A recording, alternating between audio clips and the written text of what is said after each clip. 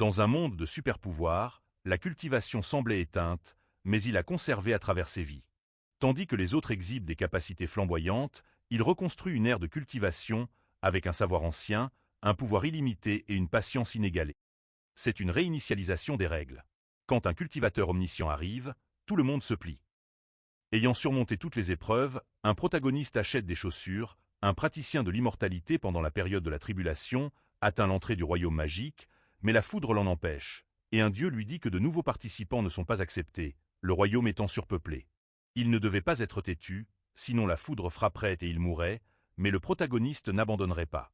Après 300 ans d'entraînement, personne ne pouvait l'arrêter aujourd'hui.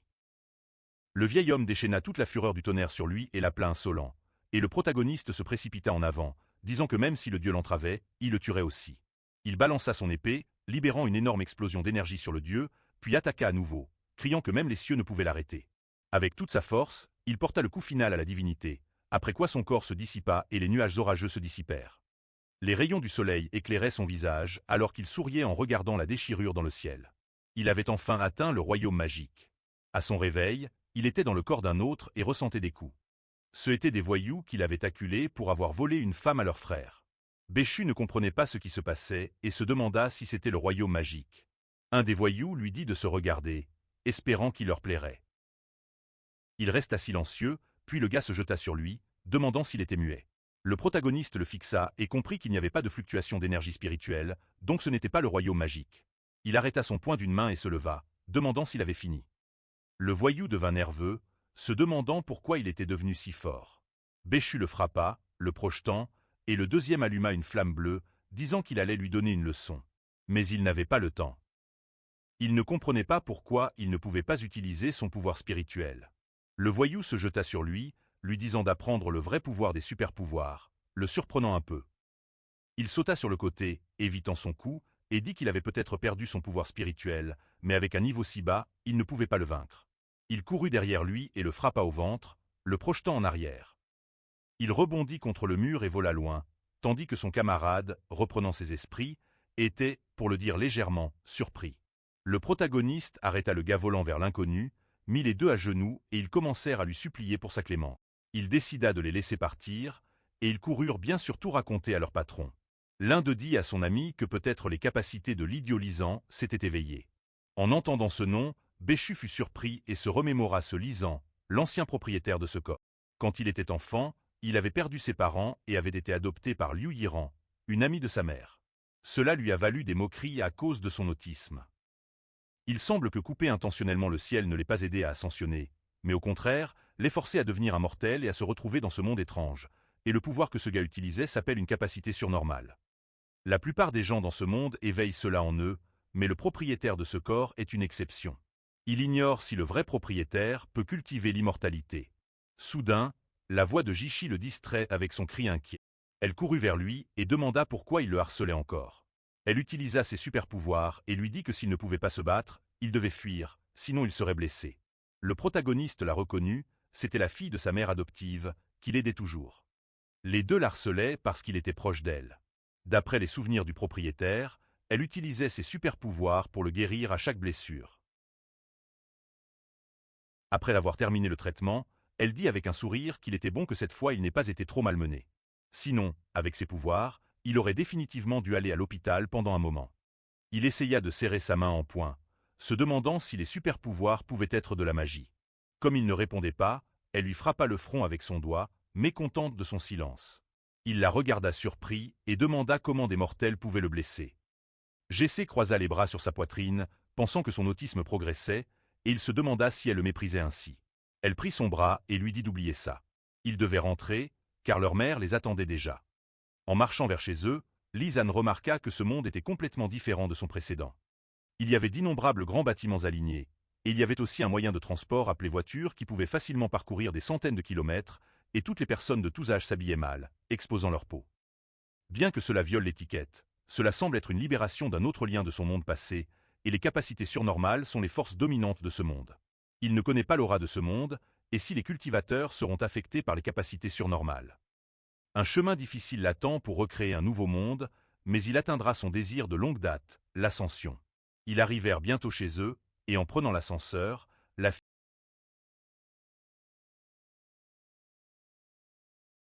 Le protagoniste fronça les sourcils, se demandant qui avait pu l'effrayer. Chantian, le père de GC, sortit de l'appartement avec un regard menaçant. Il salua sa fille, qui lui demanda ce qu'il faisait là. Il répondit qu'il était venu parler à sa mère. En voyant qu'il lui parlait, Liu Yiran l'appela immédiatement avec mécontentement et lui dit de s'en aller. Il redressa sa cravate avec un sourire et nota qu'elle ne semblait pas très heureuse de le voir. Après quoi il tendit la main à sa fille et lui dit de ne pas s'inquiéter. Il viendrait la voir dans quelques jours. Elle tressaillit de peur, l'évitant. Il passa devant Lisan et lui dit qu'elle ne pouvait pas lui échapper. Le protagoniste le regarda, pensant qu'il avait une liaison. Lui et Liu Yiran se réconcilièrent, tout comme GC, mais ils contrôlaient leur vie. Cependant, la mémoire de Lisan ne lui en dit rien. Il regarda sa mère adoptive, réconfortant GC, et pensa que son apparence n'annonçait rien de bon. Il craignait donc des problèmes à venir et devait cultiver rapidement. Après cela, il sortit pour se vider l'esprit. En marchant dans le parc, il se demanda ce qui se passait. Il se souvint qu'ils étaient allés se coucher après avoir pleuré et voulut en savoir plus. Mais d'abord, il devait s'entraîner. Il s'assit sur un banc pour méditer, espérant que le véritable propriétaire du corps pourrait cultiver l'immortalité avec son essence spirituelle. Il devait infuser le QI et l'imprégner de l'esprit du ciel. L'esprit ancien est une technique de sa vie passée. Elle peut condenser l'énergie spirituelle absorbée pour renforcer son royaume, devenant encore plus dévastatrice face à des cultivateurs immortels du même niveau. Des flux d'énergie pénétrèrent son corps, et en entrant dans le royaume spirituel, il se demanda si l'aura de ce monde était si fine. Même avec l'énergie spirituelle ancienne, il ne pouvait condenser que 3 pouvoirs. Il sentit le QI pénétrer ses muscles et veines, tempérant sa volonté, soutenant sa nature et renforçant son esprit. Pour atteindre l'immortalité, il devait persévérer, peu importe la difficulté. Tout son corps se mit à gonfler de chaleur. Il grimaça, se demandant si cela signifiait qu'il avait un corps rare, propre au corps Tao. Puis, la chaleur lui devint familière. Son corps entier était enflammé. En regardant sa main, il pensa que l'énergie spirituelle était si subtile qu'il pouvait la pratiquer en un clin d'œil, mais il avait atteint le 5e niveau de purification. Soudain, quelqu'un appela à l'aide. Il leva immédiatement les yeux et vit une fille nommée Guxianjean devant lui, tombée de manière assez maladroite. Un homme lubrique la poursuivait. Il s'approcha d'elle et lui dit qu'elle n'avait nulle part où fuir. Pourquoi ne voulait-elle pas jouer avec lui?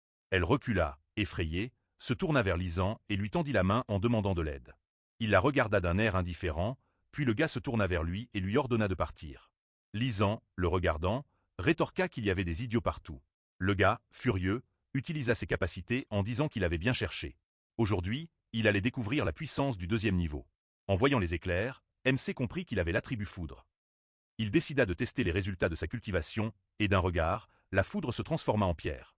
Le gars, surpris de ne pas pouvoir l'atteindre, demanda s'il avait des super-pouvoirs supérieurs. Lisan se jeta sur lui, disant que seuls les idiots se souciaient des niveaux. Le gars, terrifié par ce qui allait suivre, reçut un coup de poing dans le ventre de MC. Il tomba, souffrant, et lui dit que les super-pouvoirs ne résolvaient pas tout. Soudain, il sentit quelque chose de doux contre son dos. C'était la fille. Elle renifla en disant qu'il sentait bon, et il remarqua sa circulation sanguine trop forte. Quelqu'un lui avait sûrement donné à boire.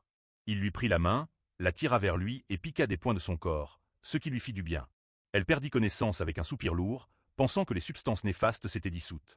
Après une tasse de thé, elle devrait se réveiller, mais son frère, Gutianju, apparut. Il craignait qu'il ne lui fasse du mal et activa ses super-pouvoirs de niveau 3. Lisan leva légèrement un sourcil, après quoi Tianju se jeta sur lui, le menaçant de mort. Il le jeta immédiatement sur le banc, esquiva le coup du gars, notant qu'il était trop lent. Il lui saisit la main et dit que bien que son niveau de cultivation ne soit pas supérieur au 5e niveau de purification basique, il n'avait pas besoin de magie pour s'occuper d'un gars de bas niveau, et cela suffirait. Après cela, il le jeta contre un arbre, et quand il tomba, il mit son pied sur sa tête. Le gars grimaça, pensant qu'il était trop rapide. Il ne retenait pas ses coups. Vient-il de l'Académie suprême? Demanda MC. A-t-il vraiment dit qu'il voulait le tuer? Tianju se leva et jura qu'il pouvait l'humilier, mais pas toucher à sa sœur. Rien que d'y penser, il brûlait, et Lisan se demanda s'il allait utiliser une technique. Puis, la flamme s'enflamma soudainement et aurait pu le toucher s'il n'avait pas sauté en arrière à temps. Tianju cria qu'il n'avait peut-être pas maîtrisé la technique, mais sa force suffisait. Ensuite, il lui lança plusieurs boules de feu, mais il ne les esquiva même pas. Au lieu de cela, il érigea un champ de barrière de son propre QI, affaiblissant tous les coups. C'est pourquoi ce niveau de flamme ne pouvait même pas s'approcher de lui. Pendant ce temps, Tianju reprit son souffle et pensa que ces flammes ne lui faisaient pas de mal, donc son pouvoir était élémentaire terre, mais il ne pensait pas qu'il avait des super-pouvoirs. Il demanda qui il était, et il lui répondit de mieux réfléchir à lui-même. Il était sur le point de s'exploser. Il avait raison. Tianju ressentit une chaleur intense qui le fit tomber à genoux. Il s'étouffa, mais quand MC s'approcha, il se ressaisit et demanda « Que fait-il encore ?» Il lui piqua silencieusement plusieurs points sur le corps, faisant disparaître la chaleur, et demanda s'il se sentait mieux. Réalisant que c'était le cas, Tianju le regarda surpris et demanda s'il l'avait sauvé. Il répondit qu'il avait mal compris. Il voulait protéger sa sœur et n'avait pas l'intention de le tuer. Tianjin se réveilla enfin, surprise par son frère. Elle s'approcha maladroitement de Lisan pour le remercier de l'avoir sauvé. Tianju, surpris, demanda « Ce n'était pas lui ? Il l'avait sauvé ?» Elle lui dit qu'elle avait bu quelque chose au bar. Un homme l'avait accosté, et ce gars l'avait aidé. Tianju réalisa qu'il avait eu tort et attaqua un homme innocent, puis s'excusa maladroitement. MC s'en moquait et dit que puisque tous les malentendus étaient résolus, il s'en irait.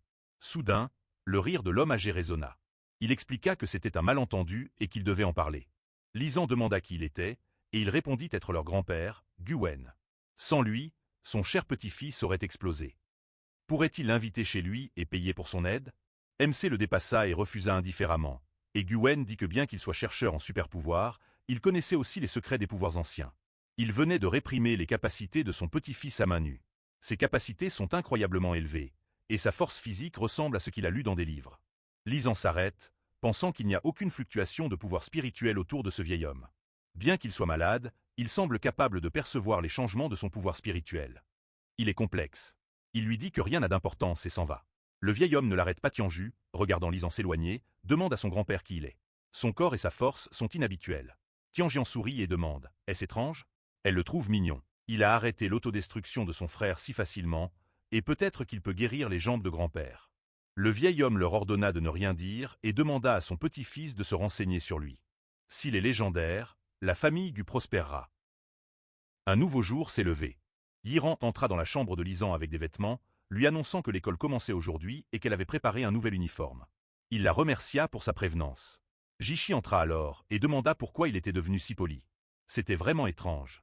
Elle étreignit sa mère et, feignant d'être offensée, dit que sa mère avait choisi cela pour lui et que cela lui avait coûté 3 mois de salaire. Elle ne lui avait jamais acheté de choses aussi chères. Il regarda les vêtements et pensa que leur famille était pauvre, mais il pouvait dépenser autant. Il semblait qu'il le considérait vraiment comme un membre à part entière de la famille. Yiran commença à chatouiller sa fille, disant qu'elle lui achetait toujours des choses, ce qui la fit rire aux larmes, et demanda à Lisan d'essayer et de leur montrer. En les regardant, il sourit et se dit que, vu leur bienveillance, il devait protéger cette famille. Puis, ils allèrent étudier. Yiran est un collège aristocratique international avec un excellent corps professoral et des étudiants riches, où la plupart ont des super-pouvoirs. En passant dans sa nouvelle tenue, il attira immédiatement des regards admiratifs. En voyant cela, Jishi sourit et dit que l'apparence compte, il a bien meilleur aspect dans ses nouveaux vêtements. Les gars commencèrent à parler de lui. L'un demanda à son ami « Il a de l'autisme, non ?» Si c'était le cas, on ne l'aurait pas remarqué. C'est la beauté de l'école, j'essaie. MC les regarda, pensant qu'il n'avait au départ aucun pouvoir. Grâce à Jishi, il avait la chance d'aller à l'université, mais il ne s'attendait pas à devenir la cible de moqueries à cause de sa maladie. Puis, Shenwu et Sega apparurent sur leur chemin. Jishi tira Lisan par le bras pour l'éloigner, et Shenwu lui dit de ne pas penser que s'il portait de beaux vêtements, il le traiterait comme une personne normale. Ses amis rirent, et MC pensa que ce gars était assez riche et influent dans cette école. Après des tentatives infructueuses pour s'approcher de Jishi, il harcelait souvent le vrai Lisan pour être proche d'elle. Shenwu s'approcha de lui et le saisit par les vêtements, disant qu'il était temps de régler les comptes, et Jishi lui demanda d'arrêter. MC lui lança un regard menaçant et lui ordonna de retirer ses mains sales. Comme il ne l'écoutait pas, il USA de force et lui ordonna de retirer ses mains. Il lui serra les poignets si fort qu'ils devinrent bleus, et il cria de douleur. D'autres étudiants accoururent, et le gars dit que cet idiot ne valorisait pas sa vie. Comment osait-il toucher le frère? Il a un pouvoir de niveau 5, donc ça va être impressionnant. Jishi le regarda avec surprise, se demandant pourquoi il était devenu si fort. Lisan, de son côté, réfléchissait aux capacités et à leur niveau. Le système de cultivation compte 8 niveaux, et le niveau initial en a 9. Les autres se divisent en 3 niveaux, haut, moyen et bas. Le premier est la capacité FR, purification basique, manipulateur, fondation principale, challenger, création de fondation, conquérant, naissance de l'âme, possesseur de pouvoir absolu, déification, porteur de justice, retour au vide absolu, seuil, harmonie, souverain, dieu de la guerre incomparable, mort meurtrière. FR. Les capacités de niveau 5 équivalent à la purification basique de niveau 5, mais il ignore leur puissance. Shen courut vers ses amis et s'exclama « Pourquoi cet idiot est-il devenu si fort ?» Peut-être FR. il les avait bien battus la dernière fois, donc il devait être prudent. Shen, en colère, pensait qu'un idiot avec des pouvoirs restait un idiot. S'il osait plaisanter, il le tuerait. FR. Il agita la main, en voyant ses sbires au combat, et Jichi, protégeant Lisan, s'exclama « Que pense-t-il » Même si leur patron avait un faible pour elle, il l'attaquait, disant que son frère était un des responsables de l'université, donc c'était aussi le patron. FR. MC saisit la fille par la taille pour éviter de la frapper au visage, et elle rougit de cette proximité. Lisan, distrait, frappa le gars de toutes ses forces, tandis que la fille se demandait d'où venait sa puissance. FR. Peut-être que Shen avait raison et que ses capacités s'étaient vraiment éveillées. Soudain, elle remarqua qu'un des voyous était juste derrière lui. Elle avertit Lisan, et le voyou, utilisant ses pouvoirs, dit qu'il avait éveillé l'énergie cristalline hier et qu'il allait bien le frapper. FR. MC se retourna brusquement, prêt à frapper, mais il avait disparu. Une seconde plus tard, il réapparut derrière lui en le taquinant. Lisan trouva cela intéressant, une méthode de déplacement avec le vent, mais trop superficielle. FR. Il se retourna brusquement, surprenant le gars, puis lui donna un coup qui l'envoya voler. Shen, furieux, les traita d'idiots et décida de tout faire lui-même. FR. Il se précipita et utilisa la frappe éclatante, souriant en pensant qu'en tant que jeune maître Wanzin, il avait éveillé des super-pouvoirs depuis l'enfance, surpassant de loin les attaques du même niveau. FR. Combattre un imbécile comme lui, qui venait d'éveiller son pouvoir, était aussi simple qu'écraser une fourmi. Mais soudain, il se figea, ne comprenant pas comment cela était possible. MC n'avait qu'à le toucher du doigt pour l'arrêter, et il était choqué. FR. Pourquoi cette aura d'idiot était-elle devenue si forte? Il tomba de peur et s'exclama que c'était impossible. Seule une capacité de niveau 6 pouvait arrêter sa frappe éclatante, mais il venait juste... FR. Lisan s'approcha de lui, disant qu'il devait tout vivre, puis le jaugea d'un regard, trouvant son super-pouvoir de niveau 5 décevant. Il avait promis de protéger cette famille, donc des idiots comme lui devaient connaître leur place. Tremblant de peur, il demanda ce qu'il allait faire. FR. Il savait qui il était. MC étira son poignet et lui dit d'écouter. Désormais, il devait faire attention à ses mots et actions. Puis, il commença à le frapper, ses cris résonnant dans l'université. FR. Les étudiants étaient choqués, et certains étaient même contents que cet idiot de Shen ait enfin reçu une leçon. Après tous les coups, il perdit quelques dents et connaissances. Jichi courut vers Lisan et lui dit qu'il avait vraiment éveillé ses super-pouvoirs. Elle était ravie qu'il puisse enfin riposter. FR. Elle lui prit la main et l'embrassa sur la joue, le rendant légèrement gêné. Plus tard, un ami de Shen entra dans un bar avec des filles et raconta à son père, maître Wang Jin, s'ils avaient été battus par cet idiot. FR. Tremblant de peur, il confirma et, tirant sur son cigare, trouva cela pathétique. Si Shen n'y arrivait pas, à quoi bon des perdants comme eux? FR. Le gars le suppliait de lui faire grâce, mais il ne fit que sourire. Avec ses super-pouvoirs, il toucha son front avec son cigare, le choquant. Brûlé par ses pouvoirs, l'homme se tourna vers son subordonné et dit que son fils pouvait humilier quelqu'un. FR. Mais maintenant, il avait été humilié. Qu'il aille découvrir ce qui se passait. L'idéologue des super-pouvoirs, Ren Wukong, s'inclina et dit qu'il s'occuperait de tout. Shen Shao sourit et lui conseilla de ne pas trop se fatiguer, car il allait vivre les conséquences de la provocation de Wang Jin. FR. Le temps passa, et après l'école, Lisan et Jichi rentrèrent chez eux. Elle lui dit en le pointant que Shen méritait une punition, mais qu'il était trop cruel. Sa famille était puissante. Que se passerait-il s'il avait des ennuis? FR. Il pensait qu'une université avait plus d'énergie spirituelle que d'autres lieux, grâce aux bénédictions de l'esprit ancien et du vrai Cortao. En moins d'un mois, il atteignit le 7e niveau de raffinement du QI. S'il se concentrait, il pourrait facilement atteindre le 9e niveau. FR. Elle l'a distrait en agitant la main devant son visage et lui a demandé pourquoi il était figé. Écouta-t-il? Il a dit que cet endroit était génial, et elle, choquée, a pensé que c'était la fin. Son état empirait. FR. Ils passèrent devant un bâtiment en verre. MC scruta son reflet, troublé. Puis, il attrapa la fille et le verre se brisa, envoyant des éclats partout. Il réagit vite, protégeant les gens autour, puis ils s'enfuirent. FR. Jichi demanda ce qui n'allait pas et remarqua avec inquiétude une blessure sur son visage. Il lui assura qu'il allait bien, essuya le sang et réalisa que disperser son énergie spirituelle pour protéger les autres avait permis à l'attaque de percer son vrai Cortao. Puis, Ren Wukong apparut et trouva cela intéressant. FR. L'homme au super-pouvoir nouvellement éveillé repoussa son attaque. Lisan couvrit Jichi de sa main et lui demanda qui il était. Jichi lui dit de ne pas perdre de temps avec lui, un vrai manipulateur, et qu'il devait partir. FR. MC pensa qu'avec une aura équivalente à son 9e niveau de raffinement du QI, il avait enfin un adversaire digne. L'homme demanda s'il faisait semblant ou s'il était vraiment un idiot, et qu'il devait réfléchir. FR. Avait-il touché à quelque chose qu'il n'aurait pas dû? Même si le maître lui avait demandé d'être prudent, il n'allait pas retenir ses coups. Il alluma une flamme dans sa main, une main invisible souleva Lisan.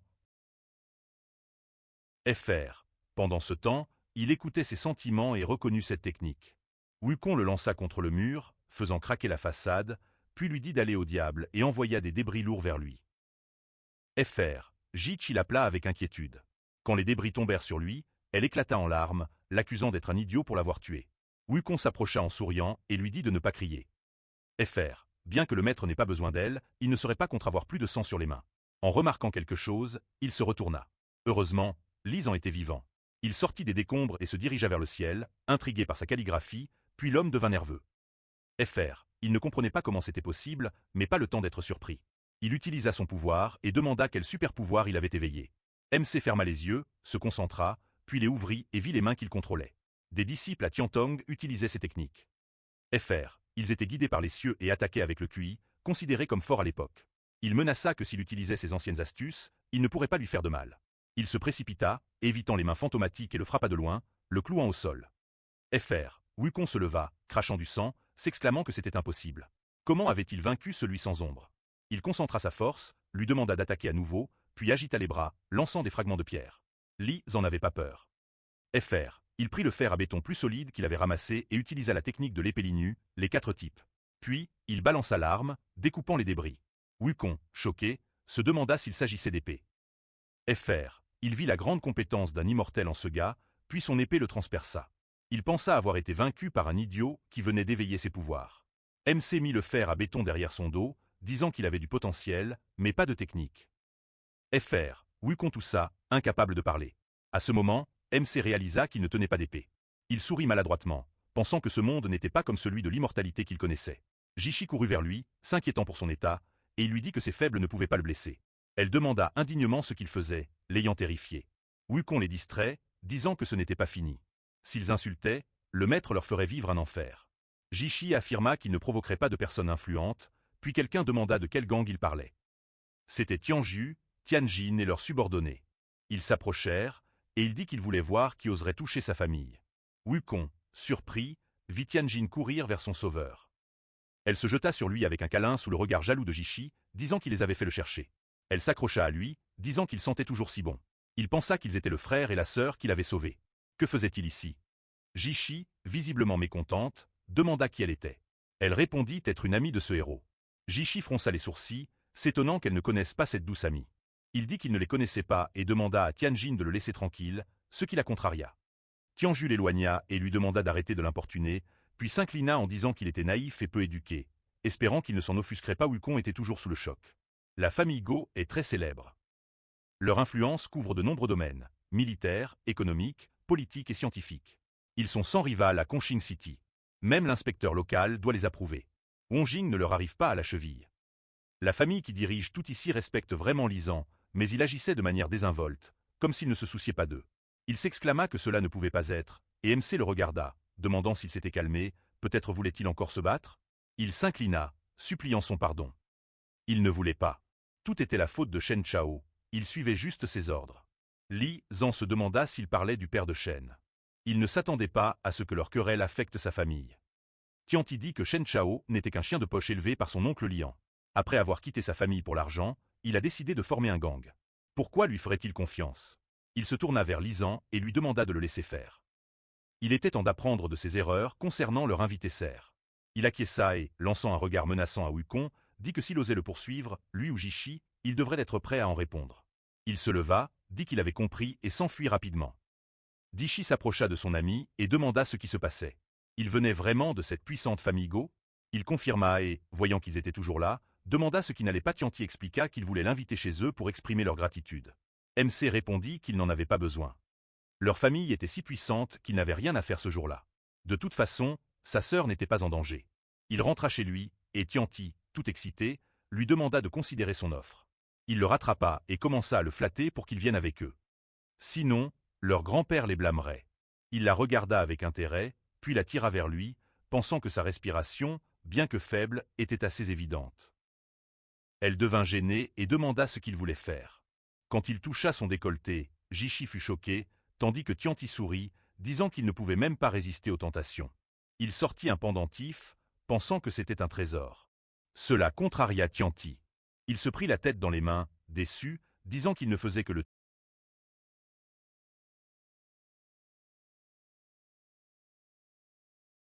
Tianti applaudit et expliqua que c'était la collection ancienne de son grand-père, qui éloigne les esprits malins et nourrit l'âme. S'il était intéressé, il devait venir chez eux. Il pensa que son grand-père savait probablement vraiment ce qu'était la cultivation de l'immortalité, et cela ne lui ferait certainement pas de mal d'obtenir des trésors célestes qui pourraient l'aider, alors il valait mieux y aller. Il accepta leur offre, après quoi ils allèrent ensemble à leur domaine familial. Il s'avéra que Gwen les attendait déjà et avait même réussi à dresser une somptueuse table.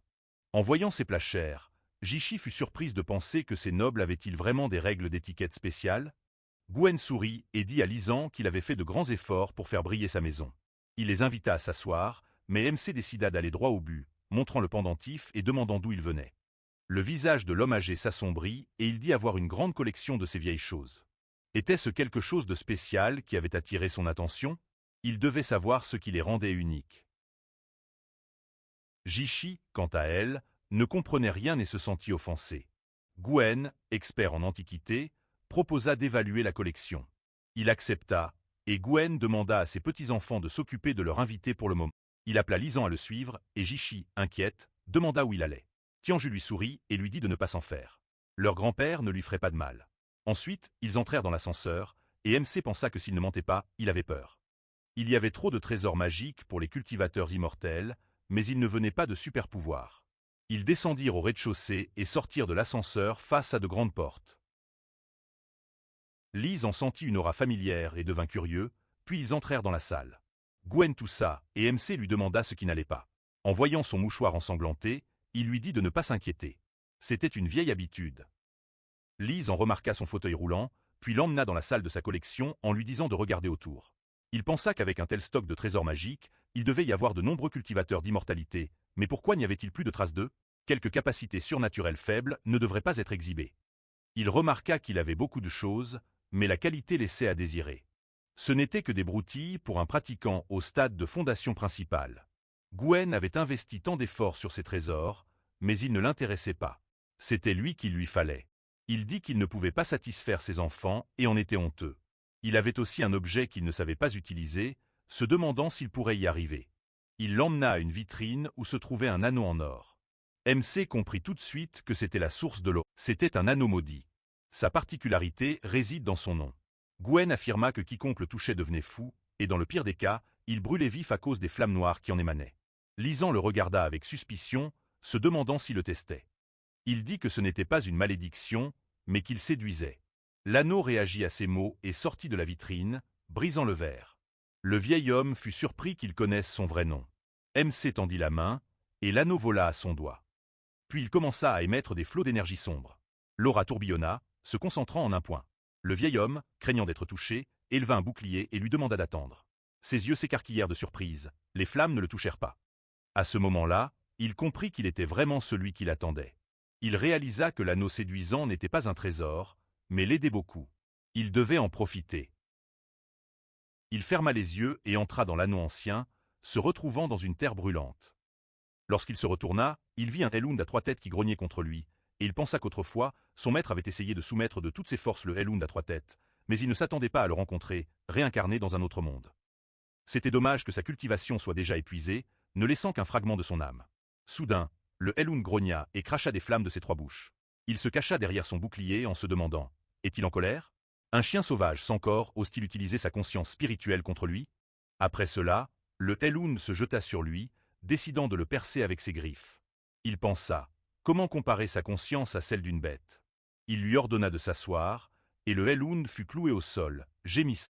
Lisan s'approcha, dégageant une aura menaçante, et ordonna au Elund de s'asseoir et de lui obéir. Terrifié, le Elund se transforma en chiot. MC, le tenant par la peau du cou, lui dit de se souvenir qu'il était désormais son maître, et que s'il osait désobéir, il écraserait son âme. Le pauvre chien, pétrifié de peur, était sous son regard menaçant. Lisa en revint et réfléchit qu'avec seulement une âme, le Elund pouvait utiliser l'anneau Uju pour créer un corps physique au même niveau de cultivation que son maître. S'il était fort, le chien serait encore plus puissant, et il serait sûrement utile à l'avenir. Ses pensées furent interrompues par la voix enthousiaste du vieil homme, s'exclamant qu'il était vraiment l'homme qu'il cherchait. Lui et sa famille étaient très heureux. Il ne put finir sa phrase. La maladie refit surface, et cette fois, du sang jaillit de sa bouche avec une toux. MC lui lança un regard indifférent.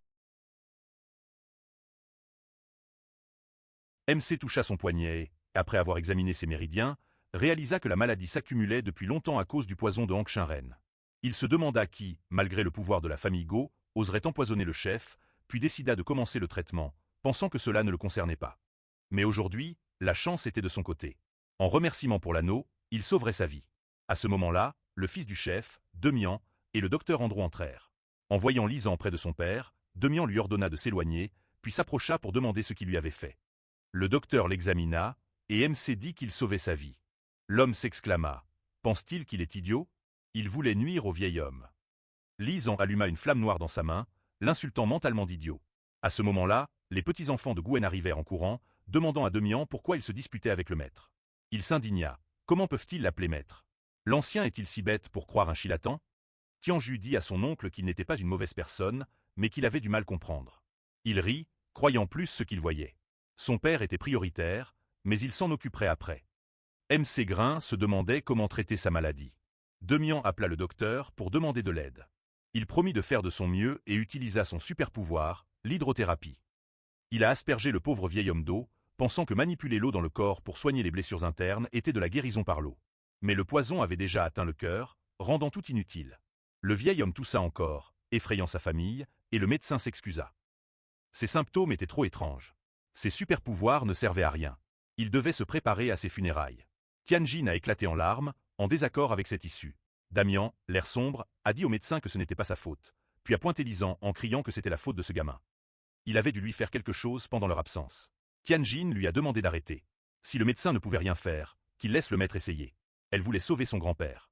Il a crié que ce scélérat l'avait blessé. Comment osait-elle le laisser le toucher? MC lui a dit que s'il continuait à perdre son temps, rien n'aiderait son père.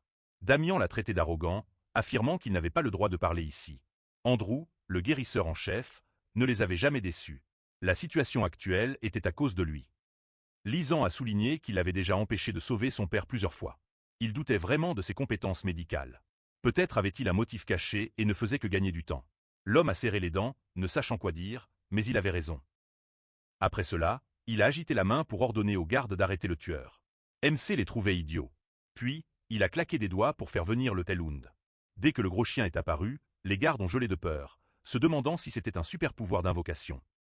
Comment une telle bête invoquée pouvait-elle exister? Tianjin pensait ne pas avoir atteint le niveau d'invocation. Qui était ce maître? Son oncle a posé la même question à Lisan, s'approchant de lui de manière menaçante en disant qu'il devait être plus poli, sinon il ne pourrait pas gérer les conséquences. Il s'est ensuite approché de Gwen et a noté que son état s'était aggravé à cause d'un manque de sang, mais cela ne le dérangeait pas. Tant que les conditions réelles et irréelles sont réunies et que les méridiens sont stimulés, les toxines peuvent être éliminées. Il a agité les mains, faisant apparaître des aiguilles, et Tianjin s'est demandé ce qu'il faisait. Tianjin admirait ses capacités, ainsi que Damian et Grain. S'il ne pouvait pas être guéri, il était curieux de ce qu'il pouvait faire. MC a agité la main, et les aiguilles ont piqué divers points du vieil homme. Andrew était choqué. C'était de l'acupuncture chinoise, après tout. Tianjin lui a demandé d'expliquer. Il a dit que l'acupuncture chinoise est l'une des meilleures techniques médicales du pays. Bien utilisée, elle débouche les méridiens, renforce le corps et élimine le mal. Mais à leur époque, la médecine recourt de plus en plus aux capacités surnaturelles. Les connaissances médicales anciennes étaient perdues. Il n'en avait entendu parler que brièvement. Lisan a noté qu'il y avait beaucoup d'informations à ce sujet. Une énergie sombre émanait des aiguilles, et il annonça qu'il entamait la phase finale. Le poison restant dans les vaisseaux du cœur devait être déplacé par une poussée d'énergie. Il a injecté de l'énergie en lui, puis il a toussé, et ses petits-enfants se sont penchés, inquiets. Tianjin l'a examiné et a demandé s'il avait vraiment échoué. Damian a ri, disant qu'il lui avait dit qu'il ne pouvait pas le guérir. Puis Gwen a ouvert les yeux, et ses petits-enfants l'ont enlacé en disant qu'il les avait fait peur. Il a souri pour les rassurer, tandis que Damian, choqué, s'attendait à un autre résultat. Gwen a regardé ses mains et a dit qu'il se sentait bien pour la première fois depuis sa maladie. Il a remercié Lisan pour son aide, qui a répondu qu'il avait pu le sauver grâce à sa présence. À l'avenir, s'il était empoisonné à nouveau, il ne pourrait que prier. Tianjin et Tianjin, réalisant que c'était plus qu'une maladie, sont devenus nerveux. Damian, le visage sombre, s'est approché et lui a dit de ne pas croire qu'il pouvait dire cela juste parce qu'il avait guéri son père. Gu agissait sous la protection de sa famille, sa santé s'étant détériorée à cause de ses capacités. MC a remarqué qu'il continuait à diffamer, disant qu'il avait offensé le chef. Il n'a pas su quoi répondre, et Tianjin a ajouté que son oncle lui avait toujours paru étrange. Après tout, son grand-père n'étudiait pas les capacités. Son frère était d'accord et a ajouté que grand-père avait toujours été en bonne santé. Bien qu'il ait eu des problèmes de jambes au début à cause de ses super-pouvoirs, il n'avait pas d'autres soucis. Après avoir commencé les médicaments de l'oncle Damian, sa santé s'est détériorée. Gwen se demanda si son fils l'empoisonnait. Pendant ce temps, Damian a saisi son neveu par les vêtements et s'est exclamé « De quoi parle-t-il » Un étranger dit des absurdités, et il commence à douter de lui. Tianjin lui a demandé de se calmer. Gwen a scruté son fils, puis a donné au maître le médicament qu'il prenait, demandant si son fils pouvait l'essayer pour prouver son innocence. En l'examinant, Damian s'est exclamé indignement « Doute-t-il de lui ?» Li en lui a donné le médicament en lui disant de le boire, mais il est devenu nerveux, ce qui a mis son père en colère. Damian a demandé comment il pouvait mépriser la médecine, et Andrew a répondu qu'il se souvenait du chef Gu, affirmant que les médicaments à base d'herbe étaient sûrs. L'homme a serré les dents de rage, se promettant que Lisan ne gâcherait pas sa journée. Il a sorti un pistolet et a tiré sur le médecin, lui ordonnant de se taire, mais MC a rapidement attrapé la balle. Le pauvre médecin, submergé par la peur, a dit qu'il pensait que c'était une admission que le médicament était empoisonné. Convaincu que Damian était responsable, Gwen a crié ce que cela signifiait, et le médecin a répondu qu'il n'y avait rien de mal. Ce médecin devait l'avoir empoisonné et piégé. Il a levé les mains, répondant craintivement que ce n'était pas le cas. Comment oserait-il empoisonner le médicament du chef? Lisan a dit qu'il ne renoncerait pas avant de voir le fleuve jaune.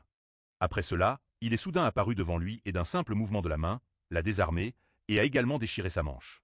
À cause de cela, tout le monde a vu des taches rouges sur son bras et a commencé à se demander ce qu'elles étaient, et Andrew a dit que ce n'était pas des taches, mais plutôt une cicatrice de poison qui corrode la peau.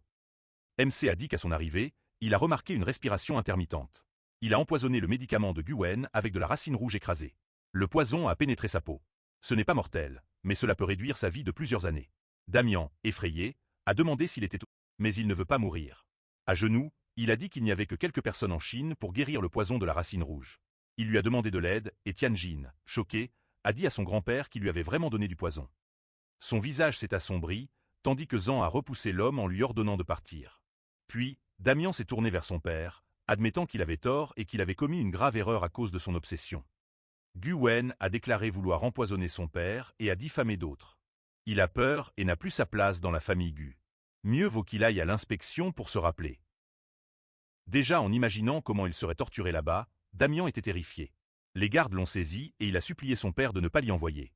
C'était inhumain. Ensuite, ils l'ont emmené, et Tianjin a dit qu'elle ne pouvait pas croire que son oncle puisse faire ça. Est-ce que c'était vraiment la famille? Son frère lui a dit de ne pas être triste.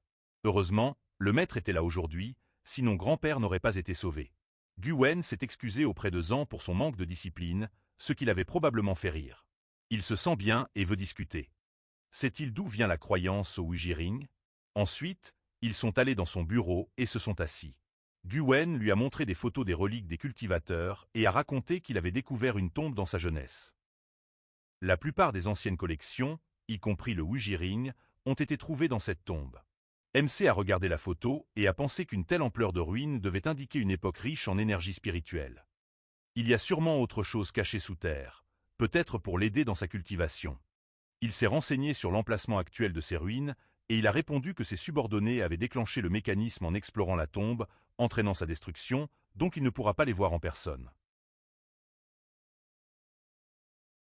Cependant, s'il le souhaite vraiment, il essaiera de retrouver le reste des reliques pour lui.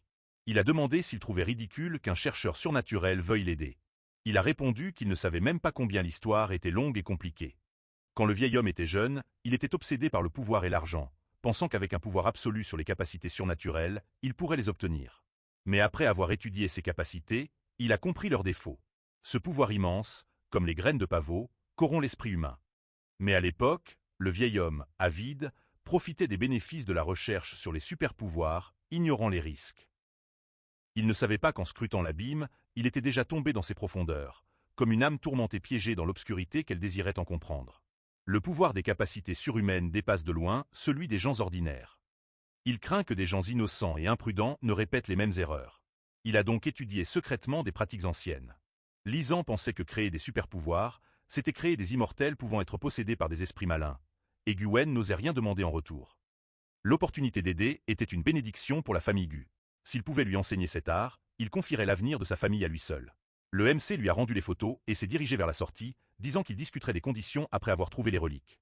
Pendant ce temps, le club Sans se douter de rien, Shen est entré joyeusement et a demandé à son père comment ça se passait avec ce type.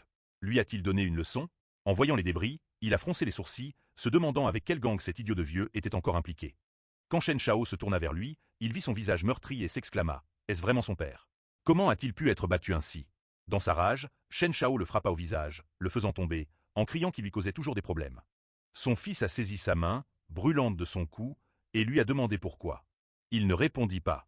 Dans sa colère, il lui ordonna de disparaître, puis se souvint que Tianjin était venu détruire tout pour avoir attaqué Lizan.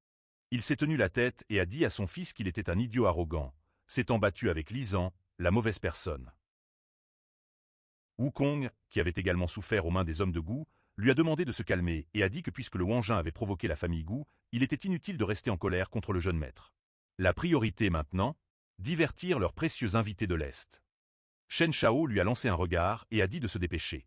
S'il faisait une autre erreur, il le ferait regretter. Il a répondu qu'il avait tout compris, et le lendemain est arrivé. Lizan et Jiki se promenaient sur le campus pendant la pause. Elle lui a demandé ce qu'ils avaient dit au directeur Gu la veille. Quand il est parti, son visage était impassible, mais en le voyant partir, il rayonnait de joie. Le MC a dit qu'il parlait de quelques affaires. La fille a tout de suite imaginé Lizan et Tianjin en tenue de mariage, espérant qu'il parlait de commerce, pas de mariage. Cela lui a donné des frissons, et elle a exclamé que ce n'était pas possible. Elle a gonflé ses joues, offensée, et a dit qu'il ne pouvait pas les laisser, elle et sa mère, ce qui l'a rendu perplexe. Soudain, quelqu'un l'a appelé. C'était Shen Wu. Les étudiants l'ont remarqué, et l'un a dit que Lizan l'avait battu hier et qu'il voulait régler ses comptes. Shen Wu et son ami se sont rapidement approchés de lui, mais personne ne s'attendait à ce qui s'est passé. Ils sont tombés à genoux, baissant la tête et demandant pardon. Les étudiants étaient surpris. L'un d'eux a demandé pourquoi il parlait à cet idiot. C'est le fils du directeur. Alors de quoi a-t-il peur? Son ami a conseillé aux autres de ne pas provoquer Lizan, vu que Shen Wu lui avait tant incliné la tête. Pendant ce temps, le MC est passé et a dit au gars de partir et de ne pas s'approcher de l'une d'elle. Il a acquiescé, et la fille a reçu un message sur son téléphone. Elle a vérifié son téléphone et son regard est devenu craintif. Le MC a demandé ce qui n'allait pas, et elle, retrouvant son sourire, a dit que tout allait bien. Il devait y aller, sinon les cours allaient commencer. Dongfang Yuanshu lui avait demandé à la rencontrer samedi. Quelques jours plus tard, un samedi ensoleillé à l'université Yajin, le protagoniste était assis en méditation près d'un grand terrain de football. Des étudiants passaient, et l'un d'eux a demandé pourquoi il était figé. Comprenait-il seulement? Il a répondu qu'il devait le croire. Il connaissait bien cet état spécial. Un autre a dit de parler plus doucement. Shen Wu le soutenait. Le protagoniste a libéré de l'énergie, et les gars se sont arrêtés, surpris. Ils ont crié. Qu'est-ce que c'est? Pourquoi ne peut-il pas bouger ses jambes? Pourquoi ça a refroidi? Il a insulté Lizan, et il a entendu.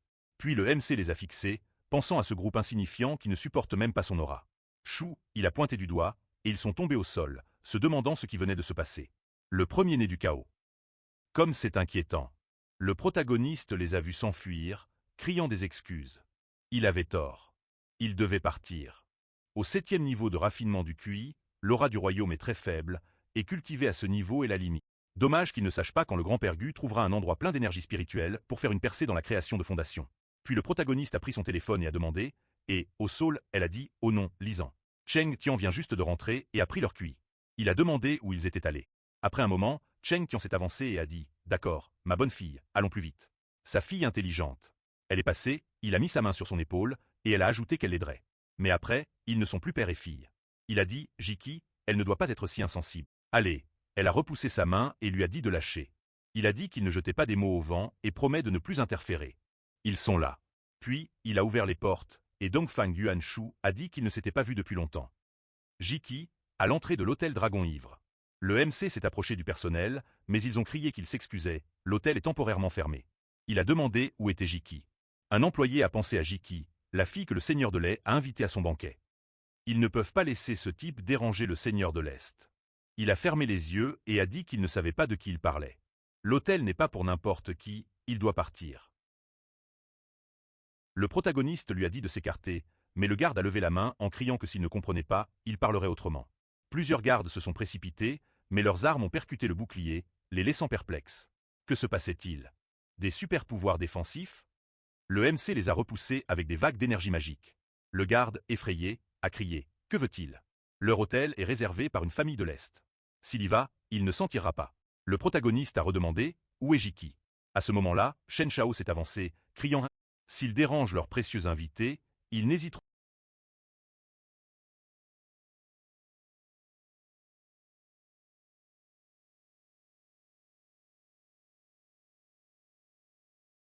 Oser causer des problèmes sur sa propriété. On devrait le jeter dans la piscine pour que les serpents se régalent. À ce moment-là, son subordonné lui chuchote. Patron, c'est Lisan. Surpris, il laisse tomber son cigare et sourit. Mon Dieu, c'est Lisan, son frère. Il admet ne pas l'avoir reconnu tout de suite et s'excuse 1000 fois. Que fait-il dans son humble hôtel? Il semble de bonne humeur. Le protagoniste demande où elle est. Son subordonné chuchote.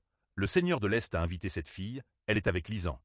Avant qu'il termine, le propriétaire de l'hôtel a dit qu'elle était dans une chambre luxueuse avec ses amis et qu'il devait y amener son frère. Le subordonné a répondu « Oui », puis s'est tourné vers le patron en disant « Monsieur, si Lisan est admis, le seigneur de l'Est ne leur pardonnera pas. » Il a pris un cigare et a crié « Que doit-il faire d'autre? S'il ne le laisse pas entrer, des problèmes avec la famille Gu surviendront. Il devrait tout dire à la famille Gu pour s'attirer leur faveur. » Il s'inclina et répondit « Oui, monsieur. » Pendant ce temps, Chang prit une tasse, but et pensa que tout semblait si simple. Maintenant, un avenir radieux s'annonçait pour sa famille. Elle doit comprendre son père. Tout le monde court après la gloire et l'argent pour s'entendre avec la famille Dongfang. Il doit la sacrifier, mais ce n'est pas si mal. C'est une chance rare, beaucoup en rêvent. Puis, surpris, il tourna la tête et demanda « 1. » Le MC s'approcha. Il dit que les gens ne sont qu'un troupeau incapable de faire quelque chose de...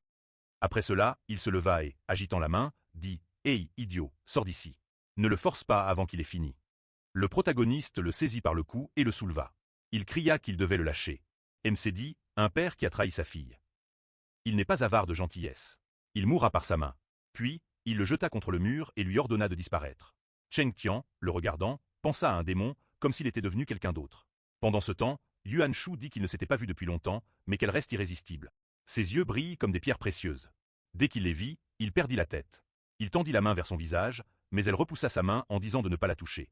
Il lui dit de ne pas froncer les sourcils, qu'il plaisantait. Elle prit son sac et, se levant, annonça que Cheng Tian l'avait invitée à dîner. Comme elle le voit, c'est fini, donc elle va partir. Il prit une gorgée et dit que si elle veut, elle peut partir, il ne l'arrêtera pas. Mais que ferait son père pour sa mère? Elle se retourna, indignée, et cria qu'il lui avait dit de rester un peu plus. Il s'excusa. Macaire. Il sait qu'il ne lui a pas fait la meilleure impression, mais il a aussi du mal à réprimer ses émotions. Il versa un autre verre d'alcool et dit qu'il était venu pour mettre les choses au clair. Elle retourna à la table, il lui tendit un verre et lui dit de boire plus de vin pour en parler. Elle savait qu'elle pouvait lui faire confiance. Non? Elle prit le verre, fronçant les sourcils, se demandant pourquoi il était si gentil. Mais si elle l'énervait, son père ferait du mal à sa mère. Il avait mélangé le vin avec une substance enivrante du marché noir. Celui qui le buvait tomberait amoureux de l'homme en face d'elle. Elle doit boire le GC jusqu'à la dernière goutte pour lui appartenir. La porte du hall s'ouvrit brusquement. Surpris, ils se regardèrent et Yuan Shu demanda qui c'était. Comment osait-il s'en mêler? Le protagoniste avança, disant qu'il venait pour le GC. Elle s'approcha et dit « C'est lui. » Li Zan, il le confirma. Yuan Shu, cet idiot, se leva et demanda s'il pensait tout gâcher. Il concentra son énergie, serra le poing et cria qu'il devait mourir. GC, effrayé, dit à Lisan de ne pas avoir peur en la couvrant de sa main. Il avoua avoir perdu le contrôle, libéra une énergie puissante, projetant Yuan Shu. Il cria, cracha du sang et heurta le mur, pensant « Que diable s'est-il passé? D'où vient cette force ?» Le protagoniste pointa sa main vers lui, disant qu'il avait insulté sa famille et qu'il devait lui donner une leçon, puis il créa une explosion. À ce moment-là, Jilequin, garde du corps de niveau 9 de la famille Dongfang, se tenait devant Yuan Shu, le protégeant avec un bouclier en alliage métallique. Il se retourna et dit « Monsieur, ne sous-estimez pas la force de cet homme. Il devrait aller dans un endroit sûr et laisser ses subordonnés s'en occuper. » Il mit sa main sur la poitrine et cria qu'il ne se reposerait pas avant de lui couper la tête. Il le tuera. Li Zan doit mourir. Il le regarda et dit « D'accord, monsieur. » MC pensa à raffiner le chi, alliage métallique, puis annonça qu'il allait montrer quelques tours. L'équin fronça les sourcils.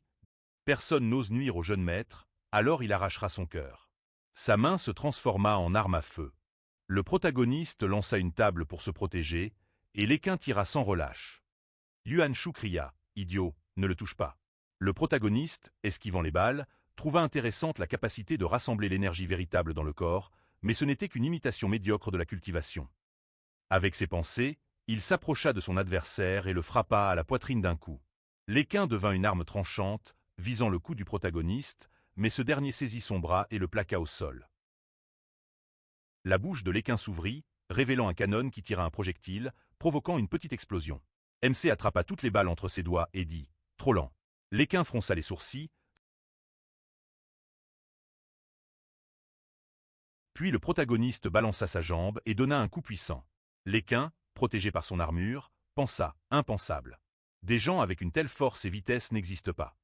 Ensuite, le protagoniste sauta au sol en dessous, et Léquin, pointant son arme, se demanda s'il avait vraiment une rare combinaison de super-pouvoirs, fusion de force et de vitesse. À ce moment-là, MC apparut derrière lui et l'envoya valser d'un coup de pied. Après cela, il pointa un symbole magique vers lui, libérant un puissant faisceau d'énergie à travers le mur. Shen Xiaoduct, se protégeant des débris, se retourna, se demandant ce qui se passait. Il n'avait pas besoin de problème. À ce moment-là, Léquin frappa le sol de son poing et demanda d'où il tenait ses capacités. Le protagoniste se questionna sur ses pouvoirs. L'écart entre eux était immense. Lui, contrairement à lui, ne tremblait pas. Il avait un visage humain, mais l'âme d'une bête. Il voulait se battre. Léquin prit une ampoule spéciale et affirma que sa loyauté était inébranlable. Depuis son arrivée dans la famille Dongfang, il les avait toujours obéis. Peu importe ce qui arrive, il accomplira sa tâche. À ce moment-là, il utilisa un amplificateur d'énergie de type NB sur lui-même. Il augmente constamment la puissance d'énergie de l'utilisateur sur une courte durée, affectant leur espérance de vie. Son corps changea. Il cria, ses yeux devenant injectés de sang. Son énergie l'entoura, et MC pensa qu'il avait de l'énergie bouillonnante en lui, semblable à une puissance spirituelle. Bien que ce fût légèrement différent, les mains de Léquin se transformèrent à nouveau en arme à feu. Il cria qu'il devait mordre et visa plusieurs tirs puissants vers le protagoniste, mais la barrière renvoya son attaque, laissant une fissure. Puis il fit un geste de doigt et dit qu'il était temps de finir. Il envoya le Hellhound à l'attaque, et la énorme bête se dirigea vers Léquin. Il pensa, invocateur, c'est son pouvoir spécial. Ensuite, il conjura plusieurs grenades, provoquant une puissante explosion qui projeta le Hellhound. La seconde suivante, une arme à feu encore plus puissante jaillit de son corps. Il cria qu'il devait mourir. Espèce d'idiot. D'innombrables balles volèrent, mais le Hellhound, émettant une énergie puissante, les dirigea. Léquin, déjà en train de fumer, cria qu'il ne... À ce moment-là, le protagoniste apparut derrière lui et, pointant un doigt, dit « L'issue est évidente. Épée Jiaozu, premier style, cluster. » L'attaque frappa Léquin en plein front. L'épée Jiaozu, créée par Béchu, possède 6 styles, cluster, direction, conscience, pensée, fusion et 6e sens. Considérée comme l'une des plus puissantes dans le monde de la cultivation, son premier style divise une personne en perçant son cœur. La seconde suivante, Léquin tomba au sol, mort. Le protagoniste avança et pensa. Qu'en est-il d'un monde régi par la capacité? L'intérêt pour la cultivation de l'immortalité et de la droiture ne faiblira jamais. Jishi courut vers lui, l'enlaça et cria, morte de peur. Il dit que tout va bien, elle ne sera pas blessée. Elle regarda le Hellhound et demanda. C'est lui qui l'a invoqué? Ce petit chien? D'où vient sa capacité à invoquer des animaux? Il dit que c'est son subordonné. Elle demanda. Subordonné? Puis Cheng Tian l'a aidé à se montrer, et il dit. Cheng Tian s'exclama. Fils, fais attention. Tu veux montrer les dents et cria d'irritation. Dans sa vie, personne n'avait osé l'attaquer devant la famille Dongfang. À l'instant suivant, de nombreux gardes entourèrent le protagoniste. Tu veux montrer un visage blême et demanda. Pense-t-il qu'il peut partir vivant? À ce moment-là, Gu Wen dit qu'il doit prendre soin de sa famille. Tu veux montrer fut surpris par cette voix. Gu Wen demanda s'il tenait à sa famille, puis mit sa main sur sa poitrine en disant « Ah, c'est donc ça, monsieur Gu. Comment pourrait-il oublier la famille Gu qui ne fait que croiser la famille Dongfang ?» Il pensa que d'habitude, le chef de la famille est introuvable. Alors pourquoi est-il là maintenant? Son père ne l'a invité qu'une fois, en vain. Il ne se montre même pas à la chambre de commerce. Que fait-il ici? Ben Chanton fut surpris. C'est monsieur Gu? Il comprit pourquoi l'idiot agit ouvertement. Il a le soutien de la famille Gu. Ben Gu s'approcha du protagoniste et lui dit que, par sa négligence, s'il avait offensé 2 ingrats, il ne serait pas en colère? Il répondit que tout allait bien, mais Jishi était un peu effrayé et il se sentait gêné. Fr. Il devrait emmener mademoiselle Jiché dans un endroit calme et se reposer. Il peut me confier le reste. Le protagoniste avança, disant qu'il avait de la chance aujourd'hui et qu'il survivrait. Regardez-le, caché derrière la famille Gu, parlant de sauver des vies. Fr. Gu Wen se tourna vers Yuan Shu et expliqua que Lisan l'avait sauvé, donc l'insulter, c'est insulter la famille Gu. Il a besoin d'apprendre les bonnes manières. Les gardes saisirent Yuan Shu, qui lutta et cria « Monsieur Gu, pourquoi ce loser est-il si important pour lui ?» Fr. Leurs familles ont toujours collaboré, et maintenant il veut tout gâcher pour une broutille. Il répondit « Comment la famille Dongfang pourrait-elle être leur partenaire? Lisan est l'héritier de la famille Gu. » Il était surpris. Fr. Monsieur Gu envisageait de s'allier avec cet idiot. Gu Wen dit que si la famille Dongfang déclarait la guerre, la famille Gu se battrait. Ils doivent bien décider. Fr. Le garde attrapa Yuan Shu par les cheveux. Il grimaça, pensant que se quereller avec la famille Gu allait leur causer des problèmes. La coopération serait presque impossible. Le chef de famille le punirait et ne lui ferait plus confiance. Puis, Fr. Il dit désespérément, Monsieur Gu, il avait tort et ne recommencera plus. Gu Wen se tourna légèrement, affirmant qu'insulter Lisan était impardonnable, c'était sa leçon. Plus tard, Yuan Shu lança un verre au visage de Cheng Tian, le brisant. Allongé à l'hôpital, il demanda « Tu ne savais pas ?» Fr. Li Zhan est le fils de son ex-femme et a une relation particulière avec la famille Gu. Pourquoi ne le savait-il pas? Il répondit qu'il ne savait pas. On venait de lui dire que beaucoup de clients avaient annulé leurs commandes et la famille G avait subi de lourdes pertes. Fr. Li Zhan ne lui laissa pas le choix, tout comme lui. Maudit soit Li Zhan, maudite soit la famille Gu. Cela aurait été plus simple si le chef de famille n'avait pas été si pressé d'obtenir les résultats de ses recherches surhumaines. Yuan Shu serra le poing, ravi à l'idée de leur souffrance. Fr. Après cela, Cheng Tian versa de l'eau dans un verre, affirmant que son statut élevé rendait inapproprié de se salir les mains. La famille Gu n'était pas si facilement atteinte, mais il pouvait éliminer Li Zhan autrement.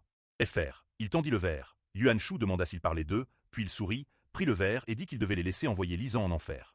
Plus tard, Ji-Chi prenait un bain, et le Telhund était à côté d'elle. Fr. Elle le caressa et dit que Li Zhan a changé récemment et dit parfois des choses étranges, mais il est plus fort et ne laissera plus personne lui faire de mal. Il a éveillé une superpuissance en lui, faisant des choses qu'elle n'avait jamais vues. Quand il se met au sérieux, attendez-vous à des problèmes. Fr. Ensuite, elle attrapa le Telhund, commençant à se frapper et à crier. Mince, à quoi pense-t-elle? Pendant ce temps, MC lisait. Il entendit des bruits dehors et se dit qu'il n'avait pas accepté la défaite et avait envoyé un mercenaire. Pourtant, le souffle de cet homme était chaud. Fr. Ensuite, il ouvrit la porte et demanda ce qu'il faisait là. L'équin était derrière, son pied sur les gardes blessés. Puis, il s'agenouilla et cria. Monsieur Li, ses capacités sont incroyables. Son cœur est d'une grande bonté. Il ne l'a pas tué.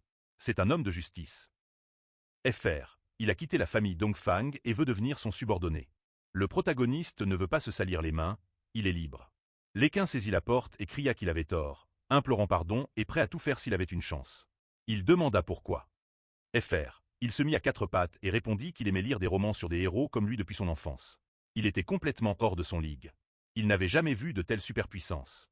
Il voulait être comme lui. Puis il frappa sa tête contre le sol et ajouta « Juste que le maître le laisse rester. » Fr. Sinon, il devait le tuer. Le protagoniste le regarda et pensa qu'il avait d'abord été un homme de main de la famille Dongfang, et maintenant il voulait les rejoindre. Est-ce vraiment si simple? Le frapper pour le ramener à la raison en valait la peine. Mais ses capacités étaient différentes. Fr. Cela pourrait être utile. Il dit alors qu'il doit surveiller la porte, c'est son premier ordre. Il cria qu'il obéissait. Pendant ce temps, Maître Li, Ji-Chi sortit de la douche et demanda à Li Zhan qui était là. Il répondit que l'équin les protégerait s'il n'était pas là. Fr. Il retourna à la porte et demanda s'il y avait quelque chose d'urgent. Tianjin, souriante et agitant la main, dit que grand-père lui avait demandé de donner quelque chose à son frère. Fr. Deux gardes sortirent des valises et, en les désignant, elle dit que grand-père avait dit qu'il manquait d'un trésor digne pour son frère. Il pouvait jeter un œil. Les subordonnés ouvrirent les valises. Ji-Chi se demanda pourquoi il envoyait encore quelque chose à Li Zhan. Essayait-il de l'apaiser? Fr. Le protagoniste examina les objets et réfléchit. La qualité des armes magiques n'était pas optimale, mais il pouvait les utiliser pour en créer de plus avancées. Il mentionna qu'il manquait une forge. Tianjin leva son doigt et dit que grand-père en avait une dans son magasin d'antiquités, scellée dans un cube pour faciliter. Fr. Grand-père craignait qu'ouvrir le trésor n'altère sa qualité, alors il voulait qu'il vienne le chercher. Le protagoniste annonça qu'il partait tout de suite. Tianjin sourit et dit « D'accord ». Ji-Chi se demanda ce que ces deux-là faisaient la nuit. « Ne le faites pas ». Elle cria « Il est trop tard, ça pourrait être… » Fr. Le protagoniste se retourna et demanda si c'était dangereux. Il réfléchit un moment. S'inquiétait-elle des événements d'aujourd'hui? Il dit que demain matin serait mieux. Tianjin agita la main « D'accord frère, demain matin ». Puis il ferma la porte. Pas besoin de… Fr. Il prit la fille par les épaules et dit qu'il ne laisserait personne leur faire de mal. Elle baissa les yeux, gênée, et dit qu'elle ne s'inquiétait pas pour elle-même. Elle craignait qu'il ne soit enlevé. Il demanda « Enlevé ?» Elle cria indignément « Idiot !» le lendemain. Tianjin dit « Mais… » Fr. Et qui est-il? Tianjin prit le protagoniste par la main, souriante, heureuse de passer du temps avec son frère. Elle dit que c'était un très bon ami de la famille Gu. Li Zhan, Ming, souriant, désigna le magasin et s'excusa. Monsieur Li, chers invités. Fr. S'ils ne se trompent pas, ils sont là pour les antiquités de Monsieur Gu et ils souhaitent les accompagner. Ils avancèrent, et lui, s'arrêtant près des objets, dit que personne n'avait touché ce trésor durant son séjour. Monsieur Li, pourriez-vous vérifier? C'est un produit de basse qualité qu'il faut éliminer. Fr. Ming s'écria avec surprise, sans débarrasser. Mais c'est le trésor du magasin.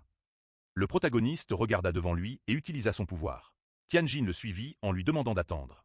Ming, en pointant vers lui, Fr. Mais le protagoniste continua son chemin et, se retournant, dit « Qu'en est-il de ça ?» Ming cria « Monsieur. Ils doivent regarder ailleurs, mais ils ont dû toucher ça. » Fr. Le protagoniste envoya une puissante vague d'énergie qui détruisit la barrière. En s'approchant, il pensa que plus on se rapproche de la porte, plus on sent l'énergie. C'est pour lui. Ming ajusta ses lunettes et demanda « Madame, quel niveau est Monsieur Li ?» Elle répondit « Quel niveau ?» FR, il fut surpris. « Quoi ?» Elle dit qu'elle sait qu'il est très fort. À ce moment-là, le gars grimpa au plafond et, en voyant le protagoniste, pensa « Alors c'est là qu'il est. » Le protagoniste ouvrit la porte et avança, pensant à une corne de qualité. FR, Ming l'appela, mais MC pointa sa main et ordonna de briser. Des flux d'énergie éclatèrent dans l'objet. Le protagonista demanda, ¿esto en fin réveillé? Le marchand tomba à genoux, se tenant la tête, criant de peur. FR, c'est fini. L'esprit jaillit de l'objet, riant aux éclats, et cria qu'il avait terriblement faim. Tianjin s'écria que la corne était vivante. Elle n'avait jamais vu ça. Allez, petit frère. L'esprit cria qu'il voulait des cerveaux et se dirigea vers FR. À ce moment-là, Ming cria de peur. Ce sont tous des cadavres. L'esprit se précipita vers le protagoniste en hurlant qu'il allait manger son cerveau. MC lui envoya une impulsion d'énergie et, reculant, pensa que ce rebelle avait besoin d'une leçon. L'esprit répéta. FR, Server-Aux. Le protagoniste dit, technique Lingyu, deuxième style, étranglement. Une énergie puissante jaillit de l'esprit, qui rétrécit et dit, ça fait mal au cerveau. Le protagoniste s'approcha et dit qu'il... FR. Quelques secondes plus tard, Tianjin courut vers le protagoniste et demanda, frère, c'est fini? Il regarda l'objet et dit, ah. Ming arriva et dit, monsieur, ça l'a terriblement effrayé. Puis, le protagoniste se retourna, pointa un doigt et demanda combien de temps pour le tuer. Le gars, FR, il lui tendit la main en disant, patron, il demande pardon. Le protagoniste demanda qui était son client. Il cria, patron, qu'il se calme. Il expliquera tout, mais d'abord, il doit voir le roi des enfers. Puis il ajouta, en FR, la seconde suivante, la toile s'enroula autour du cou du protagoniste et Tianjin cria de peur. L'attaquant hurla, frère, ne sous-estime pas l'ennemi. Il va lui couper la tête pour une récompense. Puis il pensa, étrange, pourquoi ça ne coupe pas? Sa toile est plus forte que l'acier. FR, la seconde suivante, un esprit jaillit de l'objet, pointant la main en avant et cria, cerveau. Le gars pensa, qu'est-ce que c'est? L'esprit transperça son corps et cria, cerveau. Ensuite, le protagoniste dit, et il est son serviteur maintenant. Ses vieilles habitudes doivent... FR. Ensuite, le protagoniste s'accroupit près du gars, prit sa main et remarqua le symbole. Ming cria de peur. L'Église des démons du sang est une organisation d'assassins qui existe depuis des millénaires. FR. Ils n'obéissent à personne, acceptant des ordres seulement de clients influents. Ce sont des fanatiques prêts à tout pour leurs objectifs. Une mission mortelle et banale pour eux. Monsieur, qui a-t-il offensé? Le protagoniste répondit, ne te moque pas, Ming crie. FR. Quoi? Il s'est disputé avec le seigneur de la famille Dongfang. À ce moment-là, Tianjin appela et cria. Comment oses-tu envoyer un tueur à son frère? Furieuse, elle allait appeler grand-père. Gu Wen ajouta qu'elle devait prévenir Monsieur Li que la famille Gu ne laisserait pas passer ça. FR. Tu, en chaud, avec 2 filles sur ses genoux, dit à Lisan, ce n'est rien de personnel. Il la querquait. Puis il se retourna et 2 gardes du corps l'attrapèrent, le conduisant hors du club. Il cria, et, qui est leur patron? Comment ose-t-il l'enlever? Puis ils le jetèrent dans la voiture. FR. La famille Dongfang va leur couper la tête pour ça. Puis il regarda devant lui, surpris. Xinyan, le majordome de la famille Dongfang, était assis à l'avant. Plus tard, au domaine des Gu, Xinyan le traîna par les cheveux. Tu, en chaud, cria indignement. Xinyan, que fais-tu? FR. Le majordome posa alors son pied sur sa tête et dit, le jeune maître doit comprendre les conséquences de ses actes et respecter la famille Gu. Sinon, le chef de la famille n'aurait pas été si pressé de le remettre à lui. Puis il cria, moi, Xinyan, présente mes excuses au nom de la famille Dongfang. FR. Mettre fin au partenariat causera de grandes pertes pour les 2 parties. Il espérait que Monsieur Gu ne garderait pas de rancune et reconsidérerait. En raison de son âge, Tu, en chaud, a insulté la famille Gu et est venu s'excuser. Sur ces mots, il lui donna un coup, et il cria de douleur. FR. Puis Tianjin sortit et annonça que grand-père avait dit qu'ils avaient insulté son bienfaiteur. Désormais, il est l'ennemi de la famille et leur demande de partir. Il est crucial pour la famille Dongfang de préserver la tradition. Xinyan ajouta qu'ils agissaient à leur guise. À ce moment-là, Gai, observant depuis le balcon, déclara qu'après ce qui s'était passé, la famille Dongfang ne permettrait plus jamais cela. MC demanda s'il avait appelé juste pour ça. Il répondit que non, il avait trouvé ce qu'il cherchait. Après un moment dans la voiture, Xinyan répondit au téléphone en disant qu'il comprenait. Tu es à côté de lui et dit, père. Le majordome le regarda et dit que le chef de la famille lui avait demandé de lui dire qu'il ne le considérait pas comme un candidat digne. Il ne peut plus apparaître dans la famille Dongfang. Yuan Shu posa sa main sur son épaule et cria. Xinyan, il doit supplier son père de le pardonner. Tout ça à cause de Lisan. Mais Xinyan le jeta de la voiture en disant de se débrouiller, jeune maître.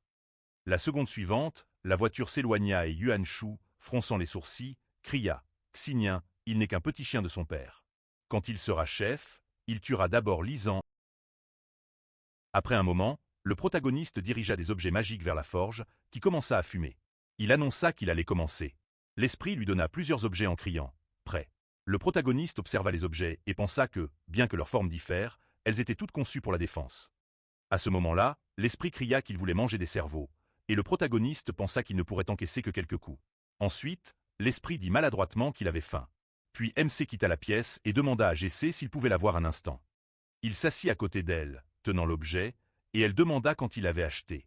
Il le mit autour de son cou, pensant qu'il était devenu plus gentil. Il dit avoir fabriqué le pendentif qu'elle devait porter pour se protéger. Il se sentirait mieux ainsi, car il ne peut pas toujours être là. Elle demanda où il allait. Il répondit que la famille Gu avait préparé quelque chose. Elle dit de revenir vite. Il sortit alors. Liquin se tenait à l'entrée et dit « Monsieur », en pointant un objet vers sa main, il s'écria avec surprise « Qu'est-ce que c'est ?» Il expliqua que cela l'aiderait dans son entraînement. Il devait garder les portes, sinon sa vie deviendrait un enfer. « Oui, monsieur. » Un certain temps plus tard, à Qinkang, Tianji avança et dit « Monsieur, le Corbeau Noir est un ring de combat souterrain. Ce sont des combats de marché noir avec des participants au super-pouvoir. Le propriétaire de l'arène est excentrique. Il ne laissera pas les membres de la famille Gu entrer sur son territoire. » Contrairement à eux, le protagoniste demanda s'il pouvait s'inscrire avec sa sœur. Il répondit que oui, mais si des imprévus survenaient, il bloquerait l'entrée du maître. Ensuite, ils tracèrent des symboles magiques sur la porte. Tianjin, avançant, dit à son frère de se détendre et d'entrer dans les ruines l'esprit tranquille. « Il peut compter sur eux », demanda-t-il. « Sont-ils sûrs ?» Tianji croisa les bras et répondit « Maître, leur faible niveau ne... Les combattants doivent porter des bracelets spéciaux pour supprimer leurs capacités et être égaux. » Tianjin dit « Frère, que son feu inextinguible et son esprit glacé vaincront l'ennemi et sauveront leur vie. » N'a-t-elle pas raison? Le protagoniste pensa que ceux avec un tel état d'esprit ne vivaient pas longtemps. Puis il attrapa Tianjin par l'épaule, elle s'écria « Bienfaiteur, surprise. » Qu'est-ce que c'est? Elle se demanda ce sentiment étrange. Tianji s'approcha et dit « Maître, sœur », puis l'animateur le poussa, libérant de l'énergie, et il s'enflamma en criant. Il pensa que son super-pouvoir était devenu incontrôlable. Que lui avait fait le maître? Le protagoniste lui demanda de se concentrer sur ses sentiments. Ses flammes ne le brûlaient plus et allaient devenir une partie de lui. S'il utilisait bien son pouvoir, ses vêtements se déchireraient. Il serra les poings et cria. Tianjin demanda « Frère, pourquoi as-tu cessé de contrôler ton pouvoir? N'est-ce pas dangereux ?» Il la regarda et lui dit de ne pas s'inquiéter. Soer, il semblait différent. Les flammes ne lui faisaient plus de mal. Elle répondit et, après, un parfum agréable l'enveloppa, semblable à celui de son bienfaiteur. Le protagoniste dit avoir retiré les sceaux de leur chi, leur récompense pour être entrés dans les ruines. Ils le remercièrent, et Tianji ajouta qu'il remerciait le maître. À l'avenir, il sera un grand maître et traversera le feu et l'eau pour lui. L'arène souterraine, le Corbeau Noir. Un homme pointant le gars cria que s'il perdait un autre match, il perdrait sa fille. Il répondit qu'il comprenait. Un homme à côté dit qu'il lui botterait les fesses la prochaine fois. Un autre homme a dit qu'il avait vendu ses yeux. A-t-il vraiment perdu? Tianjin, avançant sous sa capuche, a dit « Frère, il y a tant de bandits ici. » Tianji a ajouté qu'il devait faire attention, car ils sont différents des gens à l'extérieur. Les branches de l'arène de la mort se répandent dans le monde. C'est juste un ring. Les organisateurs ont de fortes connexions. Le département de supervision est impuissant. Personne ne surveille. C'est un refuge pour les bandits. La famille Gu n'a pas de pouvoir ici. Il doit se méfier des adversaires avec des bracelets. Ici, on les considère comme des combattants ayant survécu à des combats mortels. Ceux avec des bracelets rouges sont des exécuteurs avec des centaines de combats à leur actif. On ne peut pas les sous-estimer. Un homme s'approcha de Tianjin et demanda s'ils se connaissaient. Ah, c'est cette fille du... Allez, laissez-le voir son visage. MC le jeta de côté. Son camarade demanda s'il cherchait des ennuis. Pourquoi y a-t-il des idiots ici chaque année? Une vraie migraine. Le protagoniste dit à l'homme de dégager, puis au bracelet rouge. Luo Shan mit la main sur son épaule et demanda « Comprend-il où il est? Pourquoi commence-t-il à faire des siennes? Il devrait s'agenouiller et admettre son erreur, puis réfléchir à un éventuel pardon. » Tianji cria « Monsieur, il a un bracelet rouge, faites attention. » MC regarda Sean et demanda « C'est vrai. » Surpris, il pensa « Comment une telle aura peut-elle émané d'un si jeune corps ?» Le chef de l'arène souterraine, le Corbeau Noir, Sean Nan, demanda à Sean de se calmer. Ce sont ses invités, nouveaux et ignorants des règles. Il proposa d'oublier cela. Sean avança et cria que le chef l'avait sauvé, mais il ne devrait pas croire qu'il oubliera. Le chef pointa et dit que Sean est l'un des meilleurs combattants de l'arène, avec un tempérament chaud et souvent impoli. Il proposa de les conduire à un endroit plus approprié. Puis il s'assit à la table et dit que ce vin était de sa collection. L'invité de la famille Gu aimerait-il boire? Le protagoniste pensa qu'il y avait un artefact d'un cultivateur immortel à proximité. Tianji dit, Maître Nan, selon les conditions convenues, lui et sa sœur participent au duel. Mais cela ne le dérange pas que le maître participe.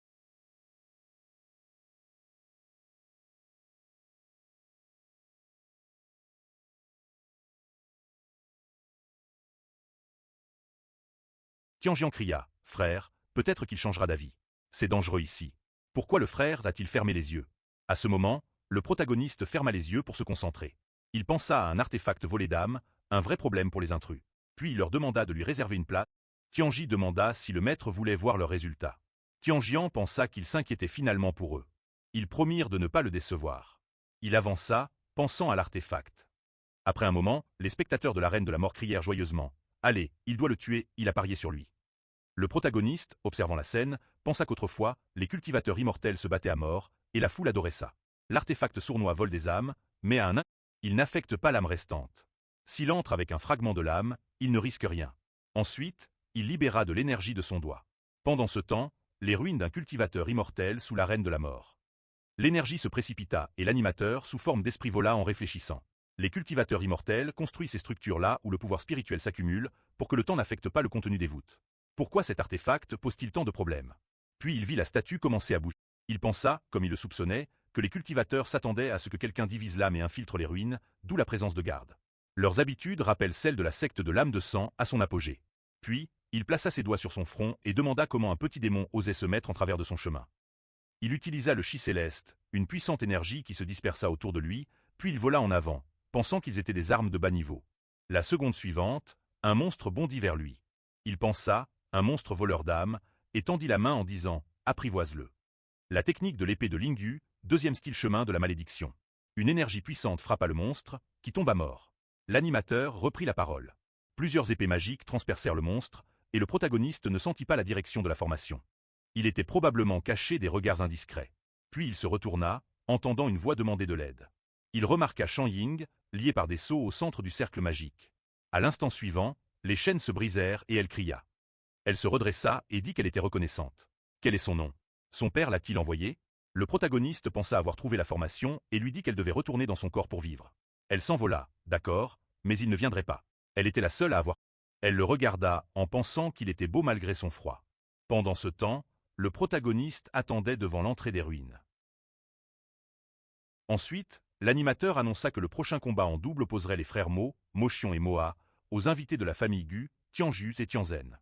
À ce moment-là, le vieil homme avec le protagoniste s'exclama. Ils viennent de la famille Gu. Que faisaient les représentants de la famille Gu ici? Les gens criaient. Le leader est impressionnant, il les a invités. Combien de temps tiendront-ils? Il ne l'admet pas, mais il veut les voir mourir. Il parie tout sur les frères Mo. C'est une victoire assurée. À ce moment-là, Moa se pencha vers son frère et dit « Frère, c'est la famille Gu. Pourquoi sont-ils si maussades?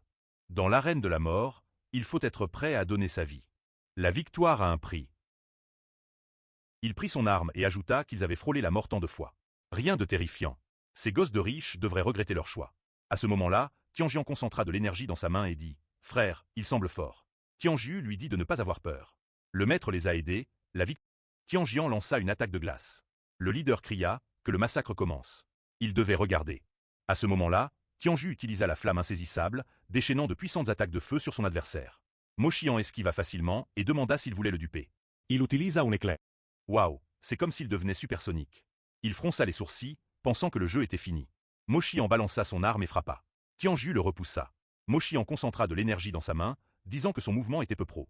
Il lui lança un amas d'énergie noire en criant de l'attraper. Tianju grimaça et pensa « Mince, il ne voit rien. » À ce moment-là, Mochian apparut derrière lui et cria de tester sa lame. Tianjian cria de peur. « Frère !» Mais Mocha lui lança une attaque de pierre en criant qu'elle devait penser à elle-même. Elle cria de douleur et les spectateurs s'exclamèrent que le frère et la sœur n'étaient pas à la hauteur. « Allez, on doit lui couper les jambes. Il mérite leur récompense et la fille est jolie, non ?» À ce moment-là, le vieil homme à côté du protagoniste dit qu'ils sont de mauvais disciples. Pourquoi ont-ils accepté de se battre? Il a perdu. Le protagoniste pensa que l'issue était inévitable. À ce moment-là, Mochian passa son arme sur l'épaule et dit « Eh bien, petit riche, son jeu est fini. Sa lame est empoisonnée. Qu'il ne s'inquiète pas, il s'occupe. » Tianju concentra son énergie et, à genoux, dit que s'il était lui, il ne serait pas si sûr de lui. Mochian demanda de quoi il parlait. Tianju enflamma son poing, remerciant le seigneur d'être devenu quelqu'un d'autre. Ça devrait s'enflammer. En frappant le sol, il mit le feu autour de lui. Mochian, se tenant la tête, cria « Pourquoi n'est-il pas empoisonné? Le poison du marché noir. » Il pensait que ces flammes étaient si insaisissables que les toxines n'avaient pas eu le temps de lui nuire. Reconnaissant, il remercia le seigneur. Mochi, effrayé par son frère en feu, cria « frère. Les spectateurs poussèrent des cris. Il a tout perdu. Ces deux idiots lui ont tout pris. Quand les riches sont-ils devenus si puissants? Avec de telles côtes, il a parié sur la famille Gu et a gagné. Il peut rembourser ses dettes. À ce moment-là, Tianjian s'approcha du protagoniste et demanda « Frère, sont-ils intelligents ?» Il croisa les bras. Tianju s'excusa, disant qu'il l'avait déçu. Il trouva leur performance impressionnante. S'ils fournissaient plus d'efforts, ils atteindraient un nouveau niveau. Ils serrèrent les poings, crièrent qu'ils travailleraient sans relâche. Puis Nan s'approcha et dit « Madame Gu, Monsieur Gu. » Leur performance était incroyable. Leur maîtrise de leur capacité surhumaine était si parfaite qu'ils voulaient même participer. Tianju dit « Monsieur Nan, s'il vous plaît, il ne devrait pas se soucier des politesses. » Et il leur dit de ne pas s'inquiéter, le monsieur tiendra sa promesse. Mais le combattant au bracelet rouge défia Monsieur Li en duel, ce qui l'obligea à reporter ses affaires. Tianju le pointa et cria « Monsieur Nan, ils ont respecté leur part, participant à un duel à mort. Pourquoi envoie-t-il Monsieur Li dans l'arène ?» Il répondit que selon les règles du Corbeau Noir, un adversaire avec un bracelet rouge peut défier quiconque, sinon il sera banni à vie. Il ne pouvait pas expliquer à ses supérieurs pourquoi il avait enfreint les règles, mais cela semblait être une faveur pour Monsieur Li. Le protagoniste déclara qu'il accepterait le combat. Tianju voulut s'opposer, mais il dit qu'ils avaient peu de chances de réussir leur plan. Il comptait sur le destin. Tianju s'inclina, lui souhaita bonne chance et il s'avança. Il traversa une barrière spéciale et le système lui annonça qu'il devait subir des tests après avoir mis le bracelet. Le protagoniste regarda le bracelet et pensa que c'était une arme magique pour supprimer la cultivation. Pas mal comme dispositif. À ce moment-là, un des travailleurs ajusta ses lunettes et, en regardant l'écran, dit que la force du jeune homme était bien au-dessus de la moyenne. Ce n'est pas un tricheur et il ne détecte aucune autre capacité. Son partenaire lui conseilla d'oublier, il mourra dans l'arène. Son adversaire est un démon de sang. Le protagoniste est appelé à s'avancer sans hésiter. Il s'arrête près des barreaux. L'animateur déclare « Chers spectateurs, êtes-vous prêts pour le prochain combat ?» Voici Lisan. Il se produit pour la première fois dans l'arène de la mort, son adversaire ayant frôlé la mort plus d'une fois. Il est le plus fort des bracelets rouges de leur ville. « Démon de sang, Chan !» cria un spectateur. « Monsieur Chan, botte les fesses de ce visage pâle. Allez, Chan, ils ont tout parié sur toi. » Il doit l'écraser en poussière. Chan serra le pendentif pointu, libérant quelques gouttes de sang. S'approchant du protagoniste, il dit « Nous nous rencontrons à nouveau, garçon. » L'animateur cria « Que le combat commence. » Chan leva la main, voulant voir sa force. Le protagoniste créa une barrière autour de lui, pensant que son sang aurait explosé sans le bracelet, se brisant en morceaux dans l'arène. Chan demanda « Dois-je me défendre ?» Puis il lança une attaque et cria « Combien de temps peut-il tenir ?» Son attaque fut renvoyée par la barrière. Le protagoniste avança et dit « Technique de la lame de Lingyu, deuxième style, souffle BUA. » Puis, plusieurs pierres s'élevèrent et Chan pensa qu'il contrôlait les pierres, ses capacités étaient impressionnantes. Puis il blessa sa main et, en agitant, dirigea le sang sur les pierres et le sol. Il regarda alors que le protagoniste balançait son arme et sautait vers lui. Il frappa, et les armes de pierre volèrent partout. Les gens crièrent « Seigneur Chan, il doit se relever. »« Ça va, Seigneur Chan ? Pourquoi ?» Puis Chan admit qu'il l'avait sous-estimé. Il saisit une énorme pierre et cria qu'il devait l'attraper. Il la lança vers le protagoniste, mais celui-ci érigea une barrière.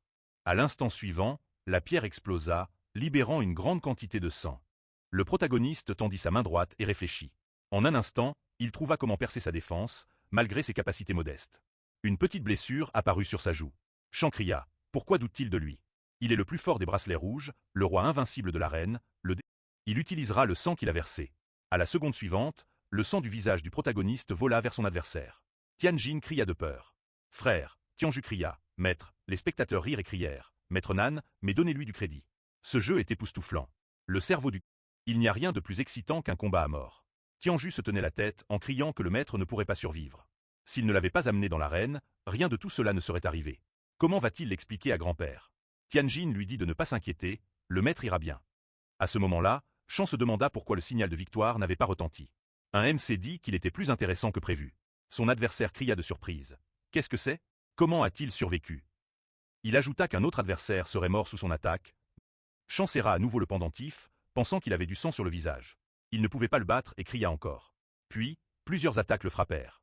Il se demanda où était passée sa force. Le protagoniste dit « Il est temps pour la lame.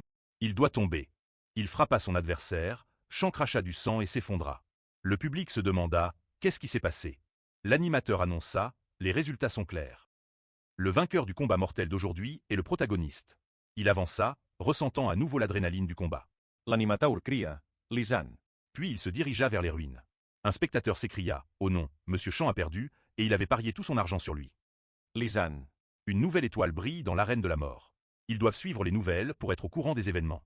À ce moment-là, Yuan Shu enleva ses lunettes et cria « Lisan est sur le point de mourir. » Pendant ce temps, Tianjian courut vers le protagoniste et cria « Frère, elle avait peur, mais c'est bien qu'il aille bien.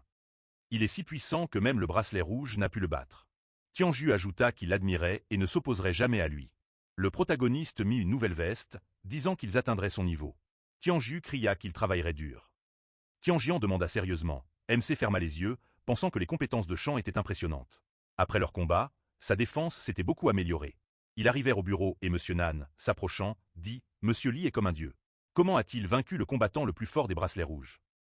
Il était surpris, dit Tianju. « Seigneur Nan, fait-il semblant de ne rien leur devoir ?»« Bien sûr que non, répondit-il. Il les guiderait. » En désignant la porte, il l'ouvrit et, regardant les escaliers, leur dit de le suivre. Ils avancèrent. Il ajouta qu'il s'excusait d'être impudent, mais pour quelle raison souhaitait-il visiter cet endroit? Tianju répondit que le gentleman avait des raisons personnelles et qu'il devait s'abstenir de poser des questions inutiles. Il dit qu'il ne exagérait pas en disant que quiconque y allait était condamné à mourir.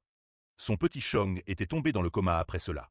Il dépensa une somme folle pour les médecins, mais en vain. Monsieur Li aurait pu faire carrière dans l'arène. Ce serait dommage s'il lui arrivait quelque chose. Puis, le protagoniste annonça que sa fille allait bien. Il s'écria « Quoi ?» Qu'a-t-il dit, Monsieur Li? À ce moment, il reçut un appel de Monsieur Nan. La dame avait repris conscience, elle était sortie de son coma. Il s'écria « Elle a repris conscience? Comment allait-elle? Comment savait-il cela? » C'était incompréhensible. Ensuite, le protagoniste avança en disant qu'il savait où aller et qu'il devait voir sa fille. Il cria qu'il devait partir, mais il lui exprima sa gratitude et n'oublierait jamais sa gentillesse. Puis Tianjian leva les yeux vers Tianju et demanda comment son frère savait ce qui était arrivé à la fille du propriétaire de l'arène. L'a-t-il sauvé? Quand a-t-il fait ça? Il dit que la magie de Monsieur Li était incompréhensible. Puis, Chang arracha la perfusion et cria « Maudit soit Lisan, il est mort. » Il se leva du lit, et le médecin lui tendit la main en disant « Maître, ne bougez pas, vos blessures ne sont pas guéries. » À ce moment-là, Yuan Shu s'approcha et dit qu'ils avaient un ennemi commun. Il enleva son masque et sa casquette et demanda s'ils voulaient faire alliance. Quelque part sous l'arène de la mort, au-delà des ruines d'un cultivateur immortel, Tianjian avança et dit « Quelle odeur !» Tianju regarda devant lui et pensa « Il y a des signes de lutte, plutôt terrifiants. Peut-être que le maître était déjà là. » Ensuite, le protagoniste pointa un symbole magique sur le côté et pensa que le système de vol d'âme à l'extérieur des ruines avait échoué. Il pointa un symbole en avant et dit qu'une barrière empêchait le maître de la tombe d'être dérangé. Tianju dit qu'il s'avère que le suivre apporte une richesse de connaissances. Maître. La seconde suivante, un énorme crâne leur dit qu'il doit le lui donner. Le protagoniste fronça les sourcils. Veut-il l'absorber? Puis le crâne se fissura. Après cela, le protagoniste dit d'avancer. Tianjian pensa, waouh, un seul regard l'a tué? Pendant ce temps, Chang sortit d'un coin et dit qu'il avait vu beaucoup de choses dans l'arène, mais pas cet endroit. Qui est ce Lisan? Yuan Shu répondit, peu importe, il mourra ici. Après cela, il se tourna légèrement et dit qu'il était temps de jouer sa carte maîtresse. Il observa les deux représentants du 9e niveau de pouvoir inconnu. Pendant ce temps, au fond des ruines, MC avança et Tianjian le suivit, notant que l'odeur se renforçait. Il pensa que la sensibilité de Tianjian au pouvoir spirituel était incroyable et qu'elle avait un bel avenir. Puis il s'arrêta en pointant sur le côté. Tianjian demanda s'il y avait un problème. Il leur fit signe de se taire, et ils se cachèrent derrière lui. À l'instant suivant, plusieurs esprits volèrent devant eux. Tianjian. Le protagoniste expliqua que les anciens cultivateurs utilisaient souvent des fantômes comme gardes. Ils avancèrent dans la pièce. Tianjian, regardant autour, demanda combien d'armes magiques il y avait. Elle remarqua un coffre d'où une voix dit « Je dois l'aider. Libérez-le. » Elle tendit la main vers le coffre et un esprit terrifiant jaillit. Tianjian cria de peur « Sœur !» L'esprit saisit Tianjian, et elle hurla pour qu'il la lâche. L'esprit affirma que ce corps était le sien. Puis le protagoniste lança de puissants faisceaux d'énergie, frappant Tianjian en plein cœur. Tianjian courut vers elle, la soulevant par les épaules. « Ça va ?» demanda-t-elle. « Que s'est-il passé ?» Ensuite, l'animateur convoqua des objets, prit un pendentif en jade, soupçonnant que le sexe de sang les utilisait, traitant avec un de ses représentants. Pourquoi y a-t-il des sexes identiques dans ce monde et le sien? Le chemin vers le taoïsme passe par 3000 mondes. Peut-être que c'est pour ça que les noms et objets se ressemblent. Les anciennes reliques ont une grande énergie spirituelle. Ils se sentent proches. La seconde suivante, une explosion retentit près d'eux. Chang avança à travers la porte détruite en disant au garçon qu'il devait se rappeler que ce n'était pas une arène et qu'il ne retiendrait pas ses coups. Le protagoniste créa une barrière magique et ordonna à ses camarades de... Il tira plusieurs projectiles de sang en criant qu'il devait mourir, mais MC esquiva et créa une barrière pour faire exploser les projectiles. Tianju dit que, parce qu'il avait perdu dans l'arène de la mort, ce monstre avait rassemblé ses sbires contre le maître. Quel manque de honte! Tianjian ajouta, le petit frère peut-il gérer un expert intermédiaire et de 9e niveau? À ce moment, le protagoniste, observant les attaquants, réalisa qu'il avait montré des compétences moyennes sans armes magiques, mais avait facilement brisé leur défense, bénéficiant de super pouvoirs. C'était un adversaire à la hauteur de sa force maximale. Il esquiva l'attaque et, concentrant son énergie dans ses mains, créa une arme. Il espérait que le combat réveillerait sa véritable énergie, un grand pas pour sa cultivation. Après cela, il balança l'arme plusieurs fois, lançant des attaques tranchantes vers Shan. Il cria, quelle s'infantillages. Puis, concentrant le sang autour de lui, il s'écria, idiot sans valeur, et créa plusieurs projectiles acérés qu'il visa vers le protagoniste. Il pensa qu'une fois le sang coagulé, le pouvoir spirituel s'accumulait, provoquant une explosion. C'était apparemment sa carte maîtresse. Il utilisa la technique de l'épée lignue, 4e style annihilation. À la seconde suivante, MC esquiva en pensant à un appât, sa physionomie ressemblant à un esprit de la forêt capable de s'auto-guérir. La seconde suivante, il se fit plusieurs coupures dans le dos et une petite explosion se produisit. Yuan Shu jeta un œil et pensa, lisant, il s'est attiré des ennuis. Tianju cria, un combattant qui peut s'auto-guérir peut produire un sang infini, et un autre l'utilise comme arme. Ont-ils vraiment atteint un tel rang? Tianjin cria, le frère est-il en danger? À ce moment-là, le protagoniste se leva et utilisa la technique de l'épée lignue. Clair de lune, Shan avança et demanda, est-il encore en vie? Il souleva la créature de niveau 9, disant qu'elle pouvait guérir constamment, mais pas développer de cerveau. Combien de temps peut-il tenir? Le protagoniste ferma les yeux, réalisant qu'il s'était surestimé. Il pointa l'épée Jutsu et libéra une force. En balançant l'arme, il pensa qu'il devait mourir. Il frappa encore quelques fois et Shan tomba au sol. Le protagoniste pointa son épée vers lui, mais il rit, disant que sans bracelet de retenue, il pouvait exploser comme un volcan et attaquer avec de la lave. Pense-t-il vraiment pouvoir lui échapper? Puis il fut surpris. Comment est-ce possible? Le pouvoir de son sang disparaît dès qu'il s'approche.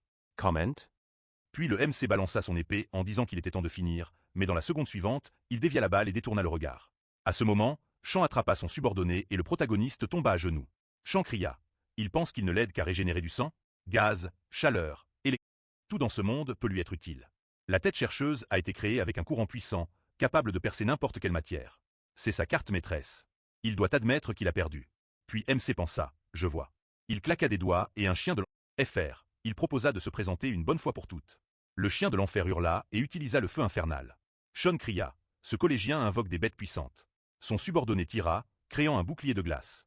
Shan se baissa et cria, un FR, il contrôle les éléments, donc il doit le geler. Il répondit, idiot, ce n'est pas un feu ordinaire. Shan cria, qu'est-ce que c'est? Ils doivent le couvrir? FR, son subordonné cria, oui, puis il se précipita, esquivant la patte du chien de l'enfer. La seconde suivante, leur camarade tomba et Shan agita la main en criant, qu'il aille au diable. FR. Ensuite, un éclair puissant apparut près du chien de l'enfer et le protagoniste, se libérant, sauta vers Shan en balançant son épée. Une balle passa à côté de lui, l'enveloppant dans un ouragan de feu. Shan agita la main et cria, je t'ai eu. FR. Puis le protagoniste l'attaqua dans la poitrine en lui ordonnant de disparaître. À l'instant suivant, son subordonné cria en s'enflammant. Shan s'écria, que s'est-il passé? A-t-il perdu son pouvoir? MC pensa que son super-pouvoir ressemblait au contrôle. FR. C'est un sort altéré courant, mais à manipuler avec précaution. La régénération utilise l'énergie spirituelle du corps. Tôt ou tard, les réserves s'épuiseront. Shan regarda un autre subordonné et cria, même son corps n'est pas encore guéri. Il regarda le protagoniste et cria, qu'est-ce qui... FR. Il répondit que cette info ne lui servait à rien. Shan cria qu'il emporterait son adversaire même en mourant. Il courut en avant et explosa, et une sphère vola devant le protagoniste. Il pensa que c'était fini. Tianjin s'inquiéta. Frère, ça va? FR. Le protagoniste concentra de l'énergie dans ses doigts et répondit, non, il en reste un. Puis il agita la main, dirigeant l'explosion au-delà du mur. Yuan Shu tomba au sol et Tianju cria, Yuan Shu? Encore lui? La seconde... FR. Yuan Shu s'agenouilla et cria, lisant, il a terriblement fauté. Il n'aurait pas dû s'en prendre à lui à Jishi. Il fera tout, même être un chien, mais il demande grâce et implore de ne pas le tuer. La seconde suivante, le protagoniste passa à côté de lui. FR. Il se retourna, surpris. Est-il vivant? Puis il courut vers la sortie, remerciant Lisan de lui avoir épargné la vie. Tianjin demanda, étonné, pourquoi son frère l'avait-il laissé partir. Tianju répondit que le maître avait bon cœur, mais qu'il pourrait agir plus. FR. À ce moment-là, Yuan Shu courut en pensant qu'il était fou de l'avoir laissé s'échapper. Il paierait un jour sa gentillesse. La seconde suivante, des esprits l'attaquèrent et il cria, Lisan, c'est un idiot sans vergogne. FR. Le maître ne voulait pas se salir les mains. Après un moment, Le MC s'arrêta près d'une statue de bélier avec une épée dans la tête. Sans eux, il aurait dû beaucoup chercher. Quelle surprise! FR. Puis il saisit le manche de l'épée, pensant qu'elle était en cristal de météorite, incroyablement précieuse même dans cet état. Mais ce n'était pas pour cela qu'il était venu. À l'instant suivant, du sang coula du crâne du bélier, remplissant l'espace. Tianjin cria « Oh mon Dieu, qu'est-ce que c'est ?» Tant de sang FR. Tianju demanda si c'était un piège. Maître, il doit être prudent. Il ferma les yeux et dit qu'il devait gérer les armes magiques restantes dans les ruines. Puis, le protagoniste avança et plongea dans le sang. FR. Tianjin parla, et son frère sauta. N'est-ce pas dangereux? Il lui dit de ne pas s'inquiéter. Le maître a tout sous contrôle, du moins c'est ce qu'il devrait être. À ce moment-là, le protagoniste plongea de plus en plus profondément et atterrit dans le sang bouillant de l'âme, le royaume secret de l'œil spirituel. FR. Il marcha en avant, pensant que l'œil spirituel est le centre de la dissolution du monde, libérant toute l'énergie spirituelle. C'est un lieu secret dans les ruines, mais l'énergie du royaume est moins forte qu'il ne l'imaginait. Puis, il étendit la main et plaça une fleur dans la sphère. FR. Il la tira vers lui, pensant que cette fleur ne pousse que dans des lieux riches en énergie, mais ici, elle avait cessé de croître. Où est l'œil maintenant? Puis il leva la main et les pétales se dispersèrent. FR. Ensuite, il avança et, en regardant au loin, pensa qu'un seau bloquait le flux d'énergie spirituelle. Quel pouvoir a cette personne? FR. Il posa sa main sur le dessin au sol, tout s'agita, et il se retrouva au bord d'un immense symbole magique. La seconde suivante, une bête incarnée de niveau 9, purification bon marché, apparut devant lui. FR. La bête dit que ceux qui s'introduisent dans les terres interdites doivent mourir. Le protagoniste pensa à cette bête de niveau 9, son intelligence est avancée. Puis il demanda à qui elle sert. La bête sauta et cria « Ceux qui violent ces terres paieront ». FR. Sur ces mots, elle sauta vers le protagoniste. Celui-ci esquiva et pensa « Non, elle n'est pas assez avancée pour communiquer. Son maître a sûrement scellé son énergie. Mais pourquoi? L'aura du sceau indique qu'elle peut être levée. La bête doit être... FR. Il utilisa son vrai cordé à eau, se protégeant avec une barrière, puis sauta au sol et dirigeant l'épée brisée, ordonna de couper. Avec le chemin de la lune, il infligea plusieurs coupures à la bête et cria « Les intrus doivent mourir ». FR. Le protagoniste se propulsa et saisissant un morceau de l'épée dit « Technique de la lame linga, deuxième style ». Il porta un coup puissant et dit « Étrangle ». Les chaînes se brisèrent et il pensa « Maintenant il a montré son vrai visage ». FR. Le monstre devant lui se transforma et cria mort aux intrus. Il étendit des tentacules qui lièrent le protagoniste, mais l'épée les coupa facilement. Le protagoniste courut en avant, pensant être supérieur en force. C'était à la fois un risque et une opportunité. FR. Il pensa que les cultivateurs du monde sont soit célestes, soit terrestres. Les gens progressent du plus haut au plus bas, et la différence est colossale. L'influence des cultivateurs est inestimable. Les cultivateurs de terre sont vus comme les plus puissants, tandis que ceux du ciel ne sont que des rumeurs. FR. Dans une vie antérieure, il parcourut le monde et découvrit une technique de haut niveau, les vagues de terre, nécessitant une énergie spirituelle pure. Son maître l'a aidé. FR. MC esquiva à nouveau les attaques et pensa que l'énergie spirituelle était si faible qu'avancer dans les vagues de la terre était presque impossible. On dit que rien n'est parfait. Pourrait-il cultiver comme dans sa vie antérieure? FR. Il sauta sur le côté, pensant que peu importe à quel point le chemin était dangereux, il ne reculerait jamais. Aujourd'hui, il réussirait. Pas un pas en arrière. Il attaqua en criant « Tranche », blessa l'œil de la bête, puis remarqua des symboles magiques au sol. FR. Il pensa que le sceau et l'âme sont liés. Si l'âme est blessée, le sceau s'affaiblit. Il remarqua les symboles sur sa main, son corps absorbait le pouvoir du sceau. Il se briserait, mais accomplirait son plan et atteindrait la culture. FR. Vague de terre, pouvoir du vent. Il dit que cela devait se réaliser. Puis il sauta sur le côté, pensant à l'épée spirituelle qui devait percer son âme. Il la visa vers la bête et cria « Brise ». À l'instant suivant, il esquiva plusieurs attaques et cria « Personne ne m'arrêtera aujourd'hui ». FR. Il saisit son épée et vola en avant, criant « Cela saupoudrera l'air de sang, tranchera mille os ». Tranche, il planta l'arme dans l'œil de la bête et la jeta. FR. Plusieurs yeux libérèrent une énergie qui lia son corps et il cria « Recule ». La bête avança, le protagoniste atterrit derrière elle et porta un coup puissant. Il sauta et dit « Cela ne sera pas détruit, ne tiendra pas, ne causera pas de mal, et ne s'ouvrira pas. La culture terrestre est établie. » FR. La bête poussa un grand cri. Le protagoniste l'observa et, esquivant son attaque, utilisa une technique de mouvement rapide. Il concentra de l'énergie au bout de son doigt et chanta. Technique de la lame lingue, premier style, miroir de glace. FR. La seconde suivante, tout autour de la bête et elle-même furent recouverts de glace, puis elle poussa un grand cri, lançant plusieurs flux d'énergie vers le protagoniste. Il esquiva et, saisissant la lame, chanta. Pouvoir de la lame Josho, deuxième style, pilier. FR. La seconde suivante, plusieurs copies apparurent à ses côtés.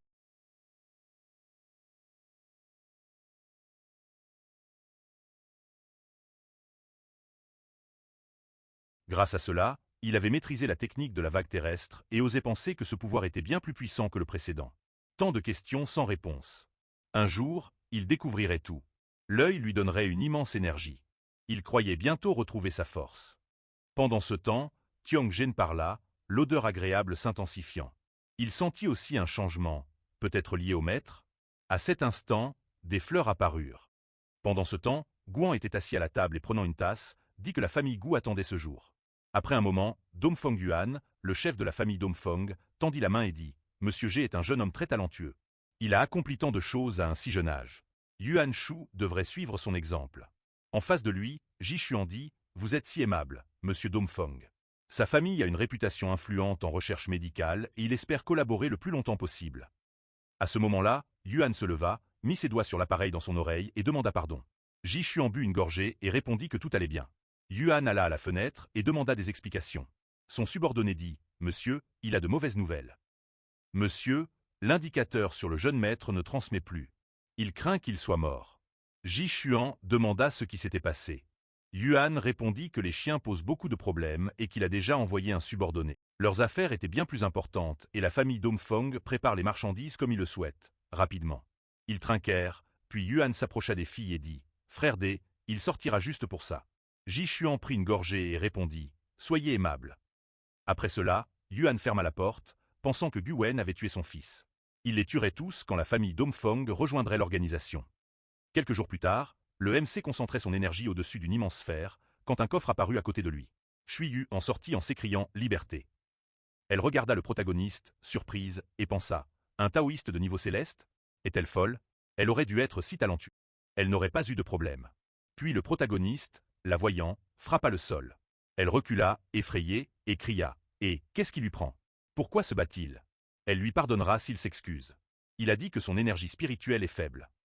S'il veut continuer à pratiquer, il lui faudra du temps pour affiner l'énergie spirituelle en lui. » Il pensait que s'il pouvait rivaliser avec un adversaire de force similaire, la transformation de son énergie serait plus efficace, nécessitant moins d'efforts. Shuiyu s'est indigné. « Et, il écoute au moins? C'est une chatte de présage. » Il a demandé « Quoi? Une chatte qui scrute les cieux ?» Elle a répondu oui, très populaire. Il s'est retourné et a demandé comment elle a traversé là-bas. Elle a dit qu'elle ne savait pas qu'elle avait été attrapée et mise dans cette boîte pourrie. En se réveillant, elle était déjà ici. Le protagoniste a croisé les bras, disant qu'elle ne savait même pas comment elle était arrivée. Il ne voulait pas s'en mêler. Elle a insisté « Oh, attends un peu.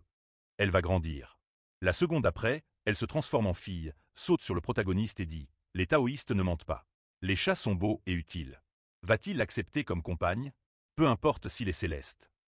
Elle est juste une cultivatrice intermédiaire, donc elle n'a pas oublié ses compétences de base. » Il l'a regardée, lui a dit de dégager, puis a libéré une énergie puissante qui l'a fait reculer et tomber. Elle a dit qu'un chat ne se trompe jamais. Il est un vrai taoïste, et elle l'a décidé. Puis, un énorme œil de chat est apparu devant lui. Il s'est tenu la poitrine, se remémorant qu'elle avait dit que le sentiment d'échec face à l'adversité n'était pas bon. Peu importe son entraînement, il ne pouvait échapper à son destin. Tant qu'il est à ses côtés, elle l'aidera à surmonter les ennuis. Puis, il l'a attrapée et lui a tiré l'oreille, demandant si elle pensait que des illusions pouvaient l'atteindre. Elle lui a dit de la lâcher, que c'était de sa faute. Un chat ne doit pas désobéir à ses aînés. Elle a demandé à rester avec lui. Il lui a demandé de l'aider à survivre à la catastrophe, et il l'aidera à vivre plus longtemps. Elle a répondu qu'elle était toute oui. Pendant ce temps, Tianjin concentrait son énergie. Tianju a demandé à sa sœur pourquoi sa force avait augmenté. Elle a dit qu'elle ne savait pas, mais pensait que la méditation lui donnait de l'énergie. Sa sœur était-elle un génie et lui un loser? La statue à côté d'eux a commencé à saigner. Il a sursauté, criant « Qu'est-ce que c'est ?» Tianjin a crié « Frère, reculez !» Mais il n'est pas seul. Y en a-t-il deux? A demandé Tianju. Qui est cette dame? Le protagoniste a demandé « Hein ?» Après un moment, doit-elle prendre le bol? Tianjin a pensé « Compagne, est-ce vraiment ce qu'elle croit? Doit-elle dire que leur nourriture est délicieuse ?» Tianjin se demandait si cette femme était la compagne. À ce moment-là, le protagoniste a ressenti une montée d'énergie spirituelle à proximité, sa cultivation progressait. Il devait trouver l'œil rapidement. Ben Tianjin a dit avec joie « Frère, elle est au niveau 4. » Il a répondu « Continue. » Puis il a demandé à Tianju « Et lui ?» Il s'est gratté la tête et a répondu qu'il travaillait encore, mais pensait que ça allait bientôt s'arranger. « Monsieur, avez-vous entendu pour Yuan Shu? Ils craignent pour Mademoiselle G et Mademoiselle Yiran, liées à la famille Gu. » Il a dit. À ce moment-là, elle a mordu dans un poisson en disant qu'il fondait. Plus tard, Lagan se tenait devant le tueur, lui répétant que la personne qu'il cherchait n'était pas là. Il a répondu « C'est un mensonge, il est professionnel et ne le trompera pas ». Lê Khun a pointé son doigt vers lui et a dit que s'il ne comprenait pas avec des mots, il le ferait avec ses poings. Le tueur a foncé, brandissant son arme, et a crié qu'il allait prouver ses capacités.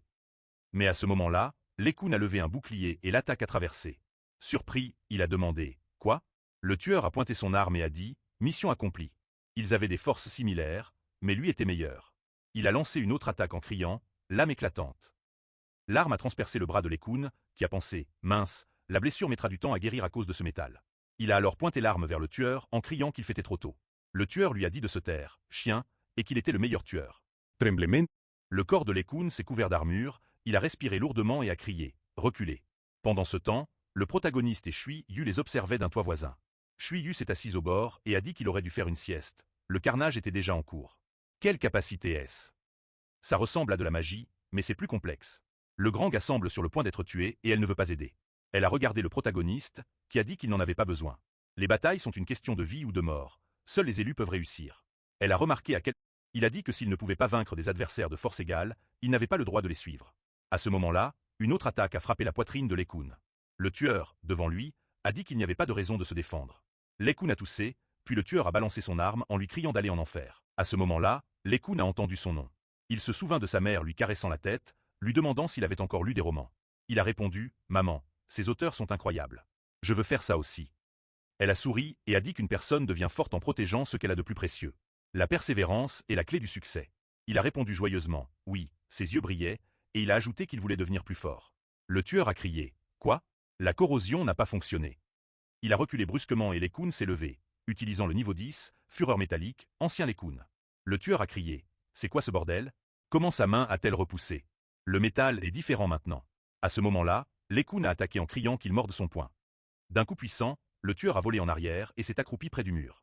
Il a crié « Un combat est un combat. Mais pourquoi brûler des vêtements ?» Lê Khun a attaqué à nouveau en lui disant de ne pas faire le malin. Qu'il regarde le combat. À ce moment-là, Lê Khun s'est tourné vers lui avec joie et l'a félicité pour son niveau 10. Il a tout vu et il a beaucoup travaillé. Shui Yu a miaulé en accord, et le protagoniste a promis de lui enseigner des méthodes d'entraînement. Lê Khun a incliné la tête, disant que sans son bracelet, sa force profonde ne se serait pas libérée. Il pensait que le maître s'intéressait à lui. Si gentil. Puis le protagoniste a dit qu'il s'occuperait du reste. À ce moment-là, le tueur a mis sa main sur la poitrine, affirmant qu'il était un pro et préférait mourir plutôt que de parler. En réponse, le protagoniste a ordonné à Shui Yu de lui parler. Elle a sauté de son épaule et prenant forme humaine, a dit avec plaisir. Un moment plus tard, le tueur était dans la salle de bain, se demandant s'il ne devait pas être en mission. Mais, assise en face de lui, passait son gros orteil sur son oreille. Elle a demandé s'il ne savait pas qu'il était au paradis. Il a crié de peur. « Tante May, elle n'est pas partie à l'étranger ?» Elle a dit qu'elle était là pour le récompenser. En s'approchant, elle a ajouté qu'il était très pro pour intimider et piéger les ennemis. Sans lui, tuer Lisan aurait été difficile. Il était surpris. Elle a confirmé qu'il était mort, grâce à lui. Pense-t-il qu'un bon garçon mérite une récompense? Il a répondu qu'il doit son professionnalisme à ses supérieurs, qui l'ont fait numéro 1 des tueurs. Résoudre les problèmes du patron est son devoir, et il n'ose pas demander de récompense. Elle a glissé son doigt sur sa poitrine et a dit « Bien sûr, gamin, il est pro ». Il a crié « Tante May, que pense-t-elle ? C'est un tueur exemplaire. Il ne peut pas faire ça. » Puis elle a touché sa joue, disant que son corps est plus honnête que lui. Au fond, il la voulait encore, non? Il a dit qu'elle se trompait, qu'il la voyait comme une mère. Elle l'a alors étreint, promettant de réaliser ses rêves et de savourer ses derniers instants. Puis, ses yeux ont changé et elle l'a attaqué. Après un moment, Lê Khun a observé le corps du tueur et a dit que c'était une opération spéciale. Elle pensait qu'il s'amusait. Elle s'est demandé ce qu'il avait vu avant de mourir. Pourquoi est-il mort? Puis elle a ajouté « Lisan, envoyé par Blackwater. Tante May est impliquée. Elle a un poste de direction. Le gang n'est pas lié à la famille Dongfang. Quelle raison avait-elle de lui donner des ordres? Le protagoniste a croisé les bras et lui a dit d'aller le découvrir. Un moment plus tard, a changé, territoire du gang Blackwater. Plusieurs hommes avec des sacs ont avancé. L'un a dit que la pureté des cristaux laissait à désirer. Son collègue lui a répondu d'oublier ça, la famille Move s'en fiche. L'important, c'est la quantité. Pense-t-il que quelqu'un remarquera la disparition de quelques pierres? À ce moment-là, son collègue a vu un missile arriver et a demandé ce que c'était. La seconde suivante, une explosion a retenti. Lê Khun a dit qu'il était temps de nettoyer. À ce moment-là, elle les attaquera et leur dira de se calmer. Des faibles. Peuvent-ils même la faire rire? Puis l'homme a pointé une mitrailleuse sur elle et a crié qu'elle devait mourir. Elle a esquivé les balles et a dit qu'elle voyait toutes les trajectoires. À ce moment-là, une roquette a explosé derrière elle et elle a dit qu'elle avait faim, espérant qu'après ses affaires, il l'inviterait à dîner. Pendant ce temps, le chef du gang Blackwater, un serpent aveugle, a demandé pourquoi il y avait tant de bruit dehors. Le tigre blanc fait encore des siennes. À l'instant suivant, le protagoniste a sauté à travers la vitre. Le serpent l'a désigné. L'esprit du serpent a crié « Qui est là ?» Le protagoniste a coupé et a demandé « C'est lui qui a commandé ça ?» Il a croisé les bras et a dit « Lisan, quelle rencontre !» Maintenant, on comprend pourquoi son meilleur mercenaire n'est pas revenu vivant. Il est si effronté. S'il se montre, il ne tiendra pas longtemps. Le protagoniste a agité son arme, disant qu'il était là pour ça. Mufeng apparaît son attaque. Le protagoniste a froncé les sourcils en pensant à la cultivation au stade final. Le serpent ne voulait pas contrarier Lady Mew. Mufeng a dit qu'Otme n'était pas là. Qui croit-il diriger l'organisation? Des négociations importantes doivent se tenir aujourd'hui. Sinon, qui répondra à Tante May? Il est le chef par intérim. Le succès et la coopération dépendent du soutien de Lady Mew, qui est confiante de faire le bon choix et espère qu'il tiendra parole. Le protagoniste a dit qu'elle a un potentiel remarquable. Alors pourquoi s'est-elle mêlée de lui? La fille a lancé une décharge d'énergie en criant que ça ne le regardait pas. La créature a rétorqué que personne n'ose interférer avec les négociations de la famille Mew. Des meubles sont tombés sur lui, il a reculé et a demandé « A-t-elle donné vie à la boîte ?»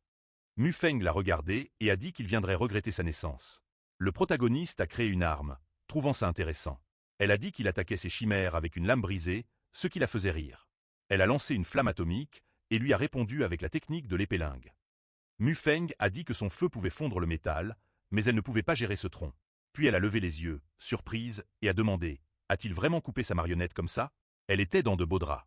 Puis le protagoniste s'est précipité vers elle et elle a dit « Mais tout n'est pas encore perdu. » Des armes volaient autour, et le protagoniste se demandait si la boîte contenait des armes à feu. La fille contrôlait de nombreuses chimères. Il esquiva l'attaque et dit qu'il avait de l'expérience dans le monde réel, mais qu'elle n'avait pas encore atteint son niveau. En disant cela, il balança son arme. Le serpent était surpris. Qui est-il? Puis il a crié « Mademoiselle Mew, fais attention !» Le protagoniste s'est avancé et a demandé si c'était son point fort en tant que manipulatrice. Il a pensé à sa rencontre avec le clan Tang, qui avait des capacités similaires, mais la différence... Peut-être que le manque d'énergie spirituelle dans ce monde explique la fréquence des super-pouvoirs. Mufeng a admis sa défaite et a proposé de discuter d'autres sujets, ceux évoqués n'ayant rien à voir avec elle. Le serpent a dit à Lady Mew qu'elle ne pouvait pas l'abandonner. Le protagoniste lui a demandé de parler des personnes derrière elle. Puis, elle a libéré des fils de ses doigts, se moquant de sa naïveté face à son piège. Le protagoniste s'est avancé, feignant la soumission pour qu'il baisse sa garde. Elle savait qu'elle ne pouvait pas s'approcher directement, alors elle a décidé de réduire la distance et a visé les fils vers ses organes vitaux. Pense-t-elle qu'il n'aura pas le temps d'attaquer? Son corps se couvre de pierre. Le serpent sourit et dit « Lady Mew, pourquoi hésite-t-elle? Elle doit le tuer. Pense-t-il qu'elle peut ?»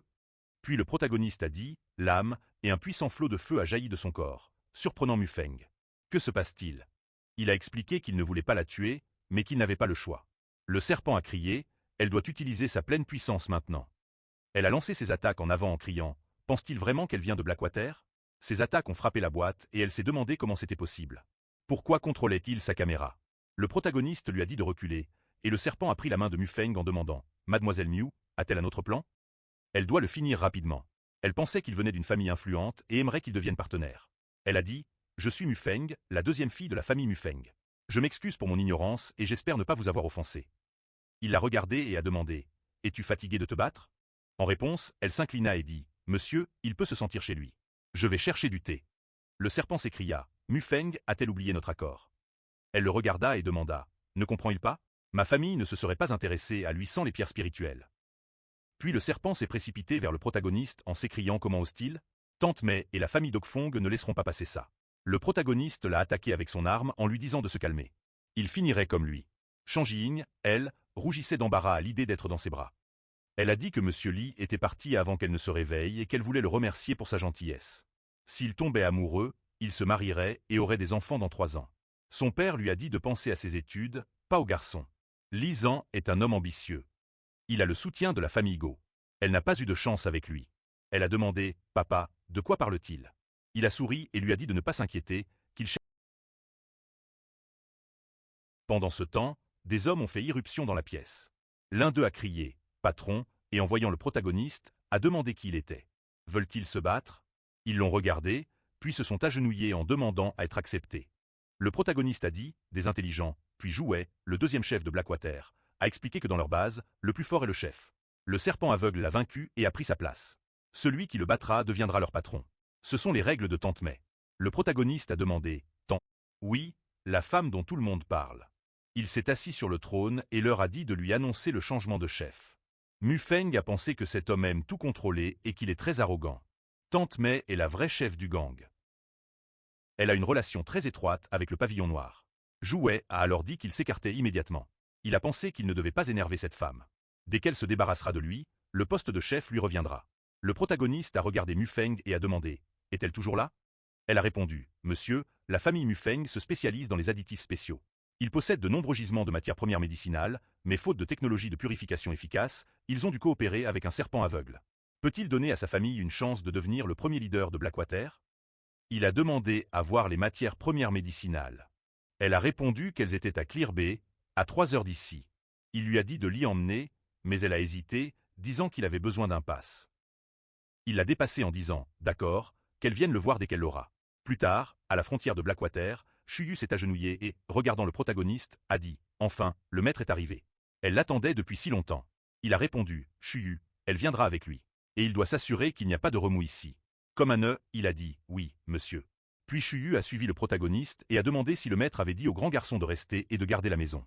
Il a répondu « Oui. » Plus tard, elle profitait du poisson et a dit qu'il aimait mieux, après tout.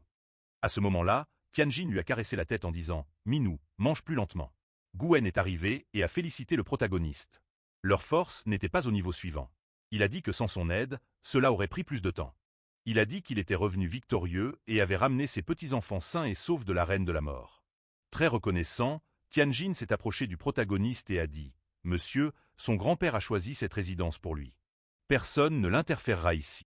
La sécurité est optimale, donc personne ne peut s'approcher de lui sans être détecté. » Le protagoniste regarda la clé dans ses mains, réalisant qu'elle rayonnait d'énergie spirituelle. La famille Gu avait vraiment fait des efforts pour le satisfaire.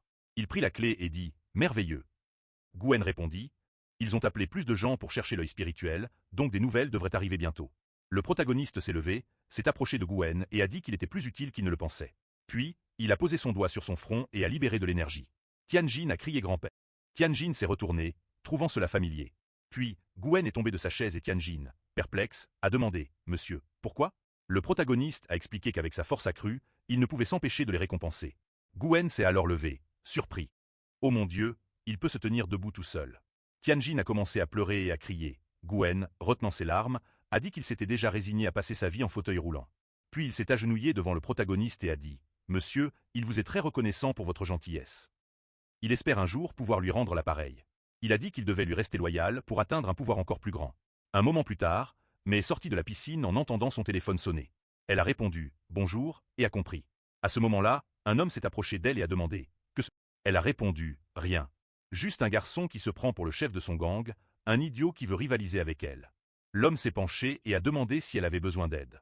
Elle a dit non, elle s'en chargera. Après un moment, Tianjin a indiqué que son grand-père avait conçu cette résidence. Ça lui plaisait?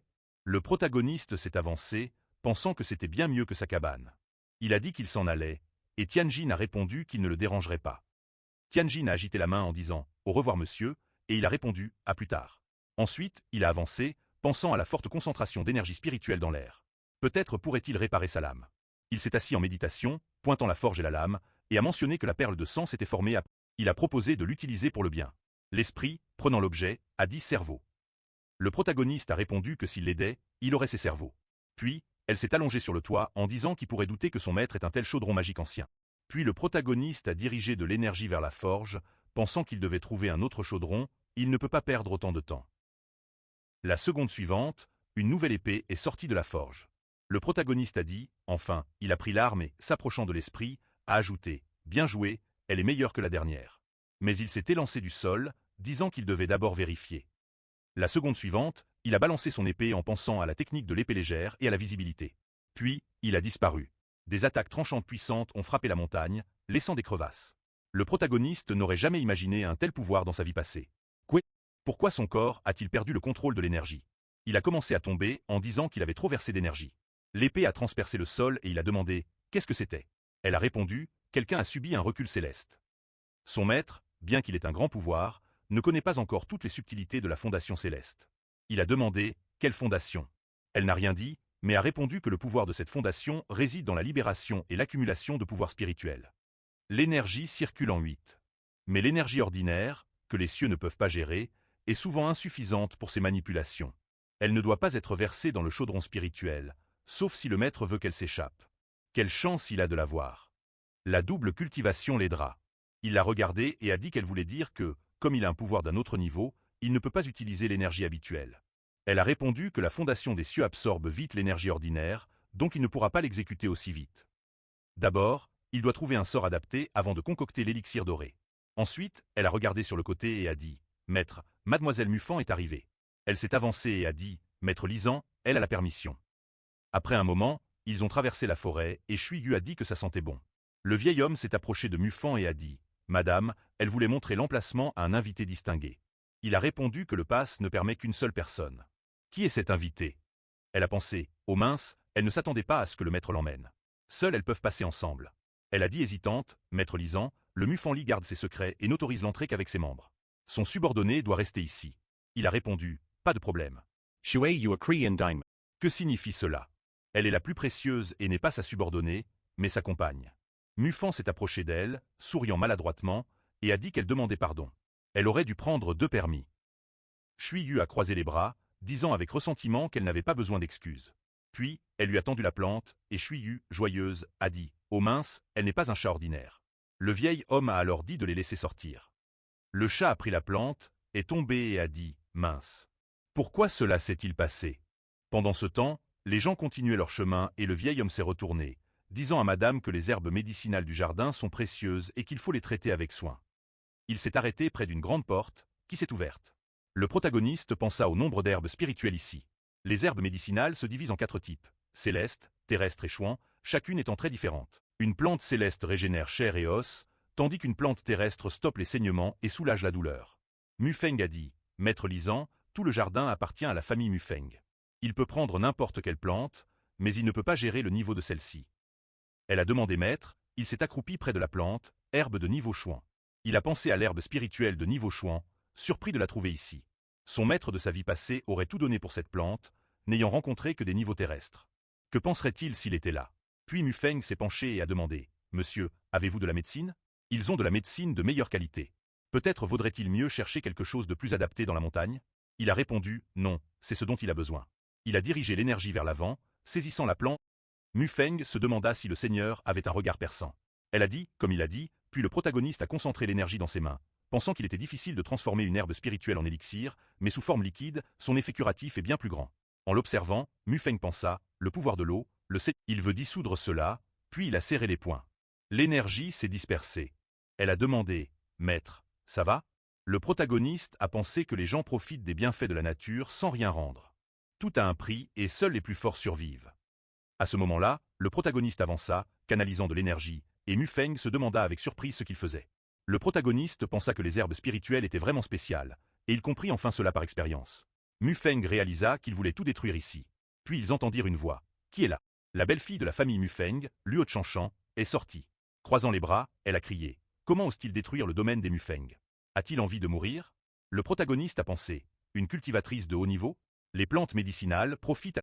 Mufeng s'est avancée en s'excusant, mais le maître ne le pensait pas. Elle a crié. Elle vient de la famille Mufeng? Pourquoi n'a-t-elle rien fait en voyant? Que faisait cet homme dans leur jardin? Elle ne peut pas s'en tirer juste parce qu'elle est la préférée de son père. Elle a levé la main, mais le protagoniste est soudainement apparu devant elle, arrêtant sa main et disant qu'il était celui qui causait le tumulte dans le jardin, pas elle. Shinjin a reculé et a crié. D'où vient-il? Il a détruit le jardin et protège encore cet imbécile? Il paiera son insolence.